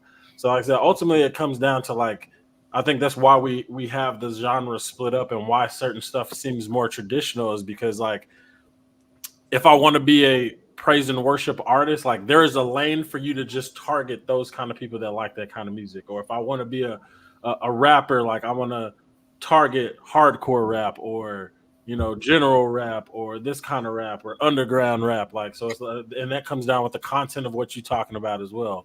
So that's why I definitely get what you're saying about, like, some people being overlooked, in certain areas. Like, why is this not being categorized as praise and worship when, like, technically it is praise and worship if you want to get like really granular with it, but just like most people don't operate that. Most people operate on a general level, and I think and so that's why it comes back to the if you're trying to be successful in this genre, it's better to cater to those people to get the biggest response from those people, because like that's just what they're looking for. It's like they're looking for this.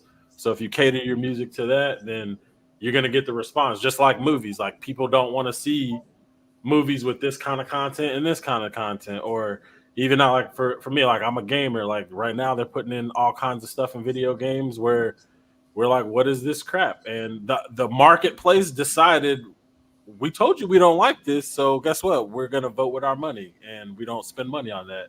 So that's why those people don't get as much money, and they spend millions of dollars on stuff, and then they don't get the sales. Versus other people are like, this is what the people want, let's make that, and then bam, millions and millions of copies of stuff sold.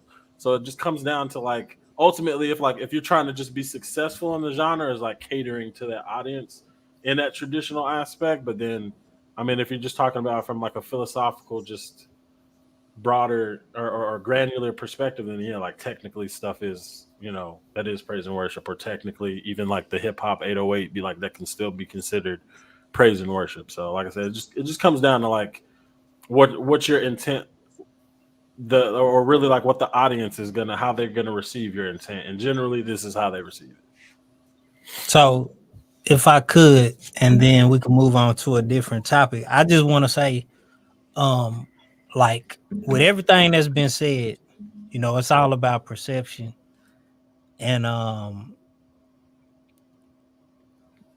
also though, there's some things that are undeniable, like because there's a difference between belief and truth. Like I always say that, like your beliefs, if you can't affirm those beliefs, they're just beliefs. And like I think a lot of times we argue about things that are beliefs, and you know, but we approach it as if it's facts or truth. So that's one thing I want to say. And when it comes to tradition, like tradition can be perceived as something bad, and it could be perceived as something good, because traditions are formed a lot of times based on reoccurrences of things that happen. So, and that we kind of solidify as, okay, this is pretty much a fact, like, because we know that those frequencies, like, that's a fact. Like, certain frequencies put you in a certain mood. Like, we can't, that's undeniable truth, So, but however, there's an exception to the truth sometimes too. So, and if it's accepted traditionally, then now it's become like a norm. But that don't mean it's a fact, it's a norm. So I think there's difference between those things that I'm talking about. So even the fact of what we deem as truth music, like, or what we deem as like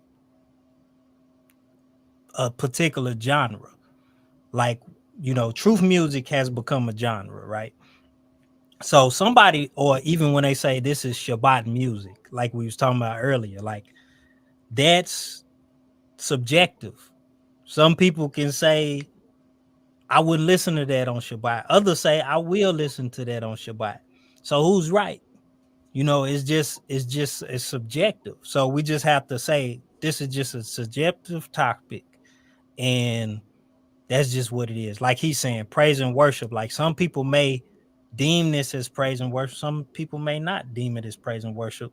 But when we get into the science of frequencies and stuff like that, that's something totally different. I think that can't be denied. Like if I hear a certain song and these same type of beats, that's why when they say this a trap beat, like they gave it that name because of, you know, the sound, but also what people rap about on that type of beat.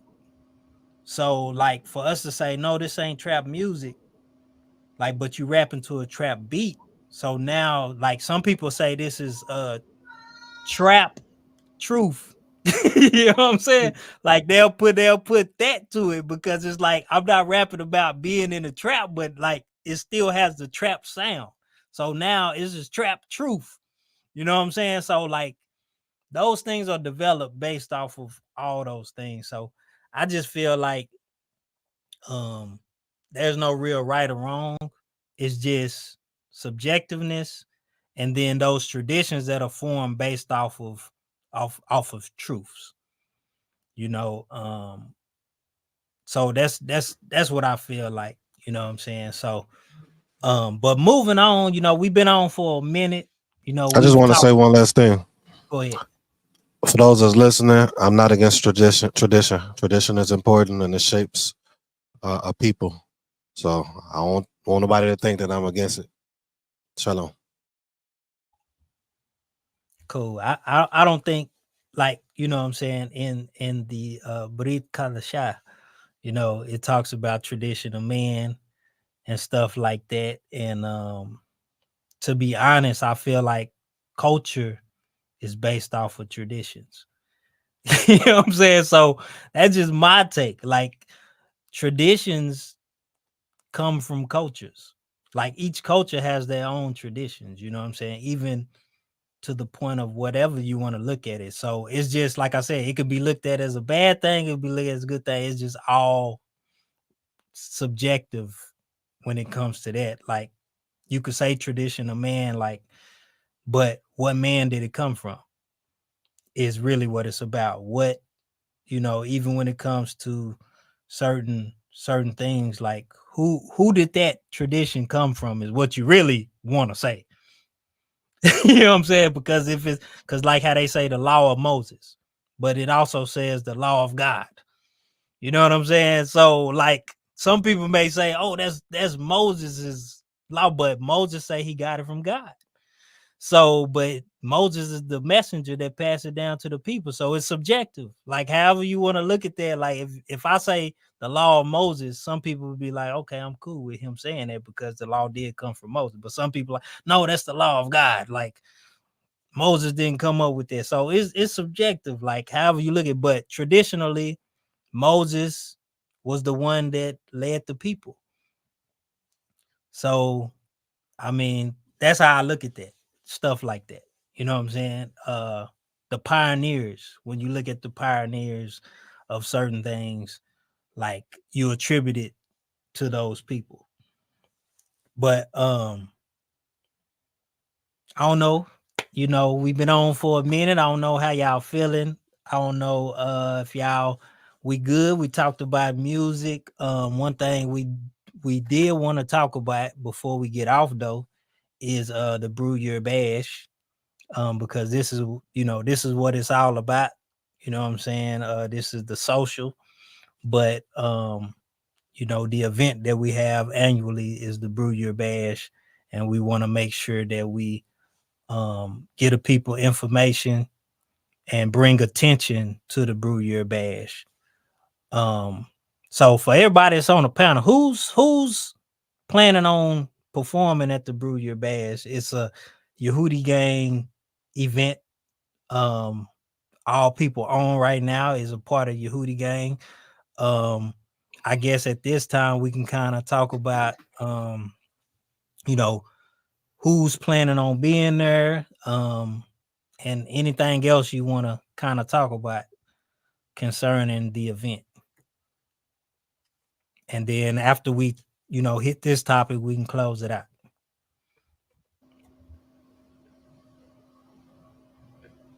So anybody can feel free to go first. Daoud is a stickler about going first. He don't like to go I first. seen him I come know out the he don't mic. want to go. I saw you already off your mic, so I was just gonna go in line. Oh, well, I just say, you know, this is gonna be the 4th annual Brew Your Bash. Y'all get ready. And we getting artists lined up. as a possibility. We probably have Low Key Leo back as one of the artists. Just locking that in. And then we actually looking for a few more performing artists. So if you're interested in performing, send your music in. You know, we'll make sure it's up to par per se. Make sure it's gonna hit those right frequencies and get the crowd moving, touch some feelings and touch some spirits. But seriously though, man, I really look forward to this. I look forward to every Hebrew event that we go to, because you know we get to bond with each other, meet other brews, meet other people, see people that you probably been conversing with back and forth online for years. You know, now you get to meet them in the flesh. So that's one of the things that the Brew Your Bash is for. Not only just bringing awareness to the Hebrew New Year, you know, in the spring, when the world is renewing itself, not only bringing awareness to that, but it's also like a family reunion. So don't miss out. It's going to be the weekend of April 4th and April 6th. So yeah, mark your calendar, say the date. See ya, as Shema would say. So just to confirm, you will be, well, I know this, but for the people, you will be one of the performing artists at the Brew Your Bash. Man, let me tell you something. If it's anywhere that needs a performing artist, I'm gonna be there. Anywhere, I'm gonna be there. Oh, as a matter of fact, if anybody gonna be in the area, November 29th, I think. I'm supposed to be doing a show coming up, opening up for a comedy show. So we're gonna see how they go. Okay. Oh man, this is fresh out, fresh. You know what I'm saying? Fresh out the oven. You know what I'm saying? None of us knew this. Did y'all know this about this? Him opening for this comedy show? They didn't. Okay. Well, that's fresh out the oven. Yeah, that's right off the press. Extra.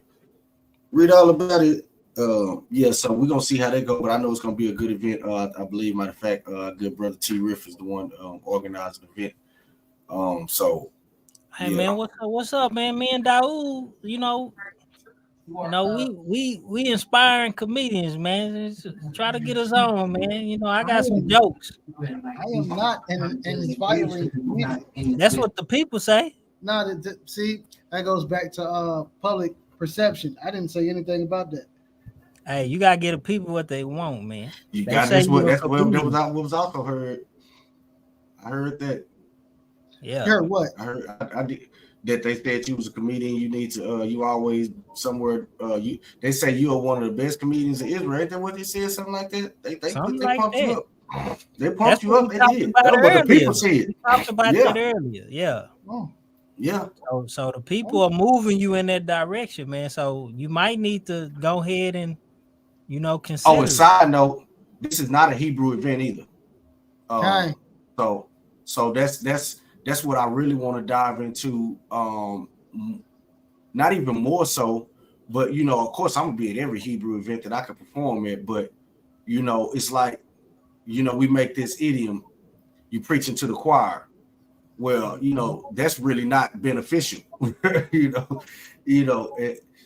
It's no sense in telling this kid to stop running across the street, who you always see telling other kids to stop running across the street. And what beneficial is it for you to tell him that? You need to be finding other kids that he doing and telling, hey, look both ways before you cross the street, doesn't be running out there in the street. So, that's my mission, to move beyond our audience, our normal audience, and get the people who don't know nothing about what we talking about. But then, okay, so here go the frequencies and all that, making it flavorful, making it to where it's appealing, but the content is different.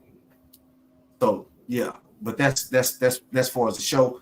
But back to the BYB, I believe it definitely representing and promoting the BYB at the show. Everything I do is gonna be, BYB will be promoted again. It's April 4th through April 6th, 2025.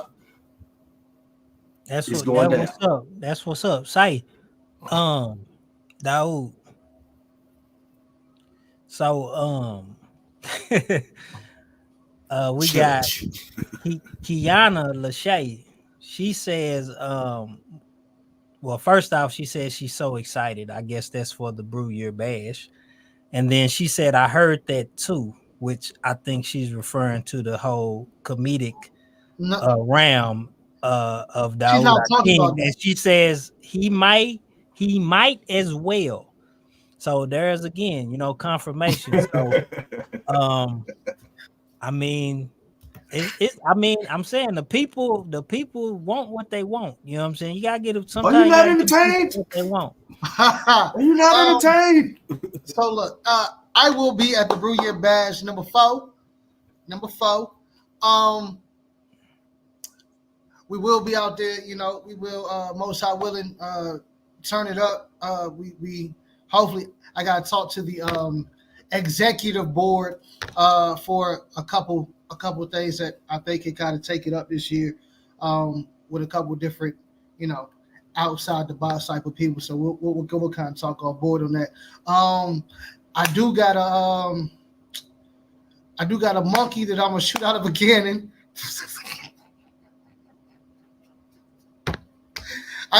I have a monkey in a cannon. I just got it. It's gonna be amazing. Hey, get to the actual, because I know this is like a metaphor or something. I'm hoping it's a metaphor, but Chief Prince Shema look like he's really trying to figure out what's going on now. He gonna have more fringes. He gonna have more fringes when he come out of cannon.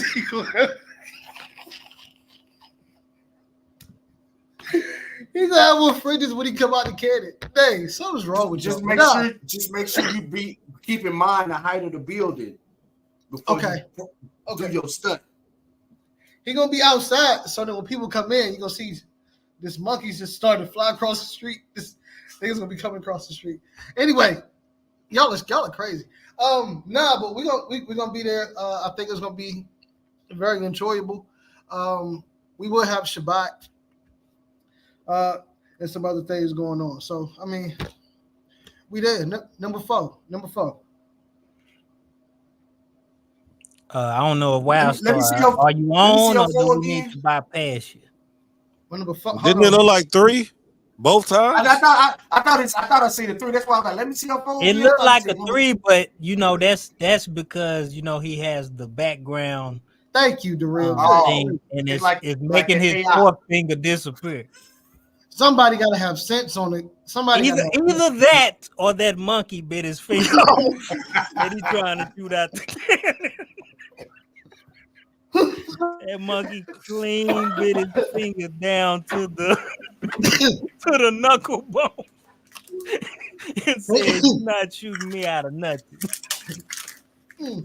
He said I stabbed him when I was trying to put the ZZs on his furry. He said I stabbed him with the little pin.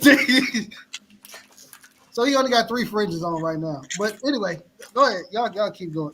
Shema, are you coming? I'm here as well. I had to help the wife get some groceries out. Okay. Hey, will you be attending or doing anything at the Brew Year Bash? I will be attending. I guess if we're performing like a group song with everybody on there, then I guess I'll be performing. Okay. Well, I mean, I think we could have Yehudi Gang. You're supposed to be on that. I don't know what the progress is of your verse, but maybe we can have that for you to perform. That'll be spectacular. Okay. Chief Prince Shema. Why he back there with his arms crossed like that? Will you be present? Will the people hear the R&B, the praise and worship that's not really considered praise and worship? Will they hear that from Dead Mazan? Okay, Bad Minds on Music will be there. We should be there. Good. I'm actually I was gonna tell you I chopped up some clips. I'm gonna throw them in a Google Drive later today, and I'm gonna just post it in a group. But I just got through chopping up y'all performance too. It was real good. I liked it. Who performed? You talking about us? Yeah. Oh man, yeah. Please send it to us so we can go ahead and I was like, dang, they look spectacular. Did you like our praise and worship? I did. I was feeling it. I was feeling it deep in the soul. So that. So myself, I plan on making it. If y'all says the same, I'll be in the building. Hopefully by that time I will have dropped my album. Yeah. I know some people are waiting possibly on that. We can get into that later on another segment.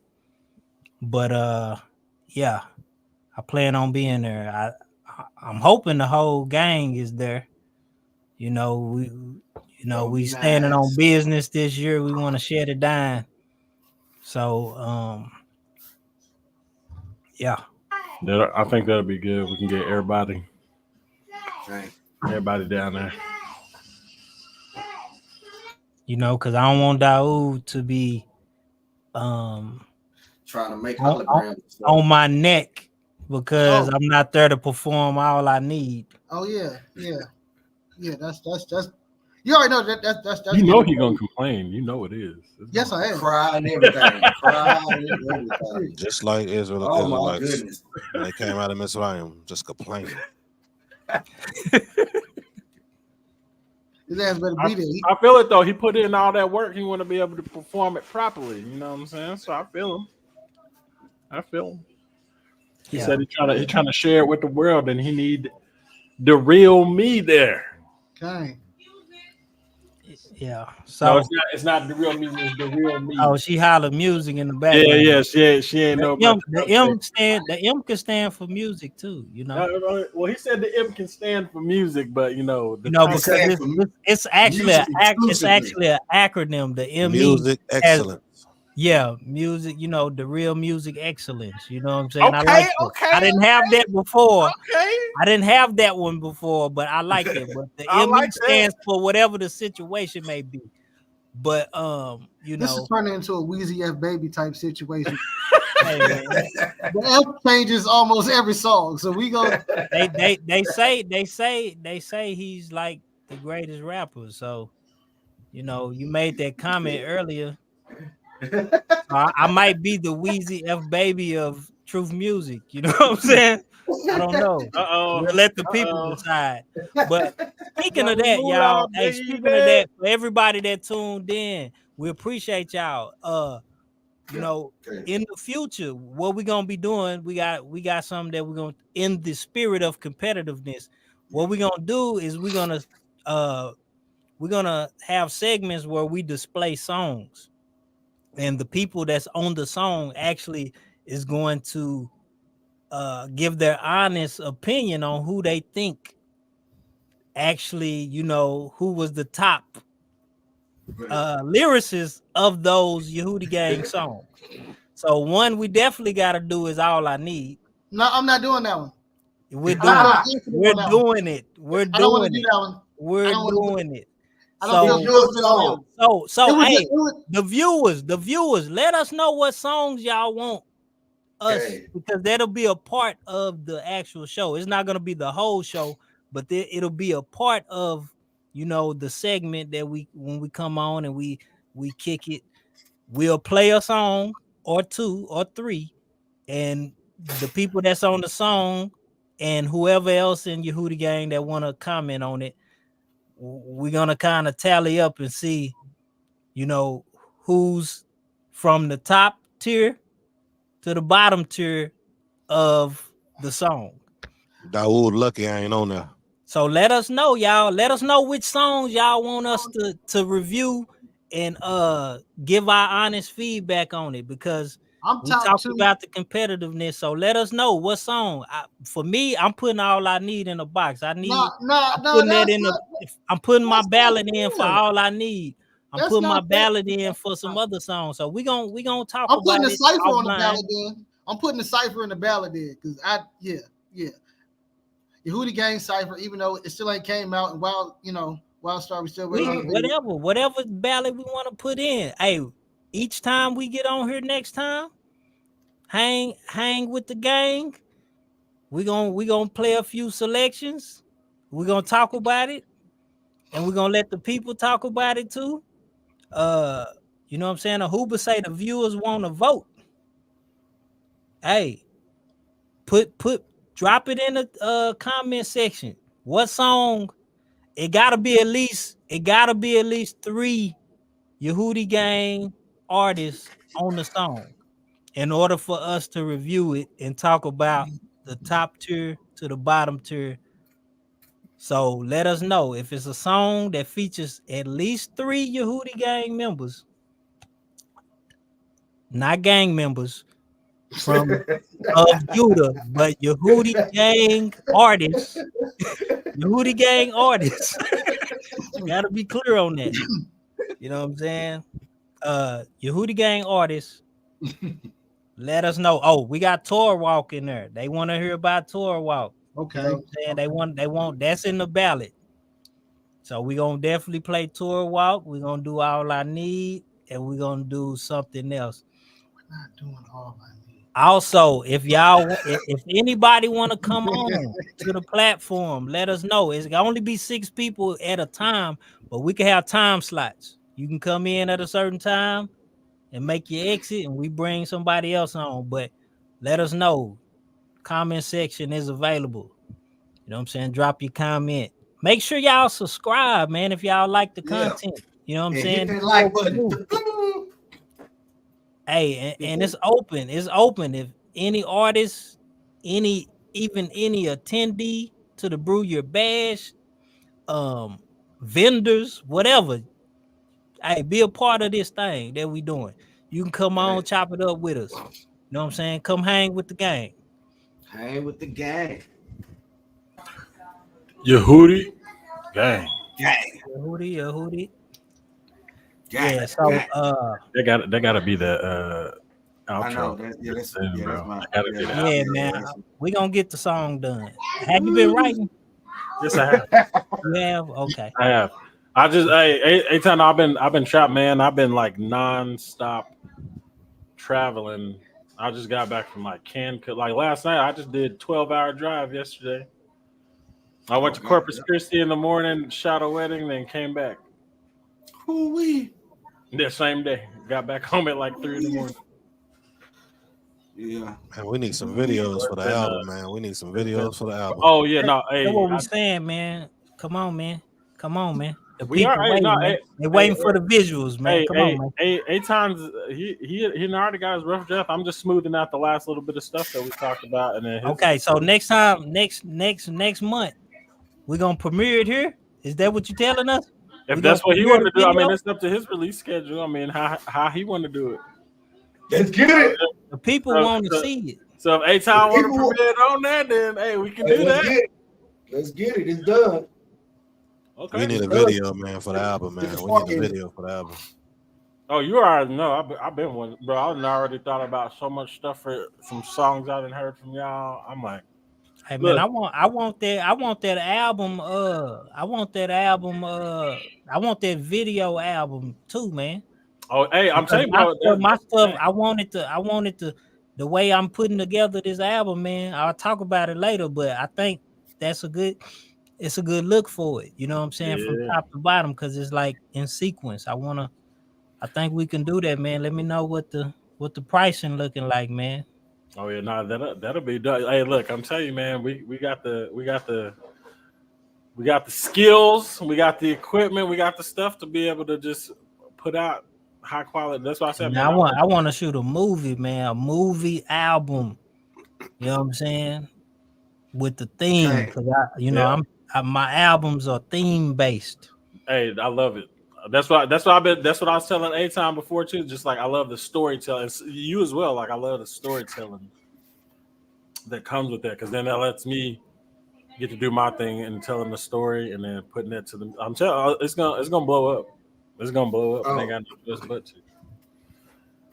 We need a You ain't video seeing, for our you're album. not seeing that. You're not seeing that in Israel. You know, ain't nobody out here putting out the visual albums out there. They putting out some cool music videos I've seen here and there, but it's not like the real. It's not like the storytelling. Yeah, no theatrics. Mm-hmm. I like the theatrics. Izzy, I'm gonna holler at you later where I saw, but I went to go check out that building yesterday. Me and the Hoover, it's dope with the different rooms, with the theme rooms. Oh yeah, it's dope. Okay. So many ideas. Oh my goodness, yeah. You can shoot probably 9 different videos in this one building. Dang. So you said it's like different studio rooms or something there? It was different theme rooms. You got like a room that's made like a hospital with a hospital bed, jail cell, club scene, restaurant like scene, barbershop like scene. That's what I've been looking for. That's what I've been looking for. Yeah. It's dope. It's dope. We got yeah. Y'all get ready. I'm gonna have to book that for the Brew Your Badge. You know what I'm saying? We're gonna have to book it so we can get these videos shot, at least the footage for them. You know what I'm saying? If I gotta edit it myself, I will. You know what I'm saying? But you know, I think we need to do it. We definitely need to do it. At least I'm gonna do it. So I'm gonna get that book. So I'll say have whatever songs you want ready. And then basically we need to have it all there. So when we shoot day, we just get to shooting. Yeah, man. We can make that a part. We can make that a part of the weekend. Make that a part of the Mazan Music need some videos. My Mazan gotta get out of Georgia. You gotta come, you know what I mean? You gotta come talk to people. I do we ain't going in the woods, man. We ain't trying to have no Bad Mazan be traveling, man. It's nobody traveling here. Exactly. Hey, we might be up there. We might be up there next year for you said that last time. No, well, I mean, it depends. It depends. That depends. Hey, what did? Hey, that's what might mean. That's why we said we might. Things. That's what might mean. It means you might. Or I didn't say I was for sure, but no. There's also like there's a reason why we're like another reason why we're trying to get down that too with because you know what's his name Nasi Rob's wife and my wife are like real good friends, so yeah, they know, man. The video would have been done if you would have came. You know what I'm saying? That's why I said when I get down there, I'm trying to shoot the video with you too. So we're gonna have our first video when the album been out for a year. Hey, I bet. All right, man. We ain't gonna hold the people, man. We can have this conversation afterwards. All praises to the Most High, y'all. Appreciate all that you do. Everybody that tuned in, everybody that was here. A part of this thing from Yehudi Gang. You know, reminder, we do this every first Yom Rishon, which is Sunday of the month. Make sure y'all join the Facebook group. The Facebook group. Make sure y'all subscribe to the YouTube channel so you're always in the know of what we got going on. I know last time I checked, we got 10 subscribers. Come on, run them numbers up. You know what I'm saying? Like this video. You know, much more to come. And get ready for the Brew Your Badge. As the months go by, we'll have more information. We should start opening up for ticket purchase here in the near future. That's all I got. Y'all got anything else? Peace and blessings to you all. Okay. Yeah. Make sure y'all go get that Sukkot Volume 1 EP from Mishpachah. I was Barack to be on it. Go check out that All Praises to the Most High from We the People. Did you just add an ED to a Hebrew word? You did. Okay, continue. Which one I do? And he said Mishpachah. He said from Mishpachah, which is from family. So where's the definitive article in that, you know, but I miss you know, he's doing his thing. He's trying. He's trying, you know. He said he was Baruch. Yeah, I was. Listen, I put the ED. This is why I typically don't come to these functions. But anyway, go check out the Sukkot Volume 1 from the Miss. Y'all, he got about 3 different Hebrew classes that he dodges, but he continues to speak. Suspect ready to try to speak Hebrew, but I never go to Hebrew class. Yeah, for about 5 years now. But listen, I'm very good with a dictionary. You give me a dictionary, I can work it out. And then if I need any help, I got like 3 people to ask, but that's not important. What is important is right now, go check out All Praise. You never asked me, so don't say 3. The album, make sure you go get that album as well, even though nobody else is on it because they're selfish, but it's okay. Maybe we'll get on the next one. Yeah, and that's it, man. Just be on the lookout for everything that Yehudi Gang got coming up. We the baby. Waiting for that Disney album from Bayat Mazan. You know what I'm saying? That musical. Just I can add to some animated movie or something. Hey, why we not on Yehudi Gangs? Are we on BYB YouTube? Yeah. Yo, this the BYB. Oh my goodness. Why wouldn't we be on Yehudi Gangs? Brew Your Bass Social. 444. Because it's called a BYB Social. Brew Your Bash Social. That's Thrown by Yehudi Gang. Y'all are different. Can I do my closing, Dawood Akeem? You just I'm sorry. Yeah. Go ahead, son. I'm sorry. Oh, I got power. Let me mute it. No. First of all, I appreciate the Brew Your Bass Social for what this was a good conversation, and I pray that it continues to grow. So we got to share it. We got to share. We gotta subscribe. For those that's here, make sure we share it on our social media platforms so people could go back and listen to the last few that it had.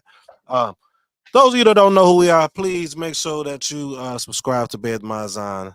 Put a network at the end of it. It's spelled right underneath the name. We just released the album. The album release party was last Sunday. You could go back to that channel and you can watch it. If you are interested in the album, please comment on that channel, or you can find us on Facebook with this same name right here, Bed Mazan, or go through this chat and I explain what you could do too. If you want to just send a $10 donation, put your email on it, and we will just send it straight to you.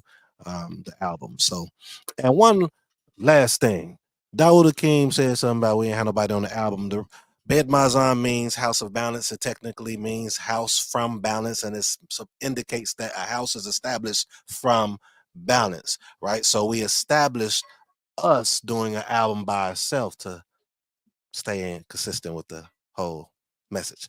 But going forward, everyone. We're getting on everyone's album. Y'all get on ours going forward, man. But we had to start that way. So I just wanted to comment on Dawood Akeem's shenanigans. Told everybody. All right, y'all. That's all we got. Signing off. Yehudi Gang. We'll see y'all next month. We out. Shalom. Shalom. Love y'all. Till next time. La hitraot. La hitraot. La kulam.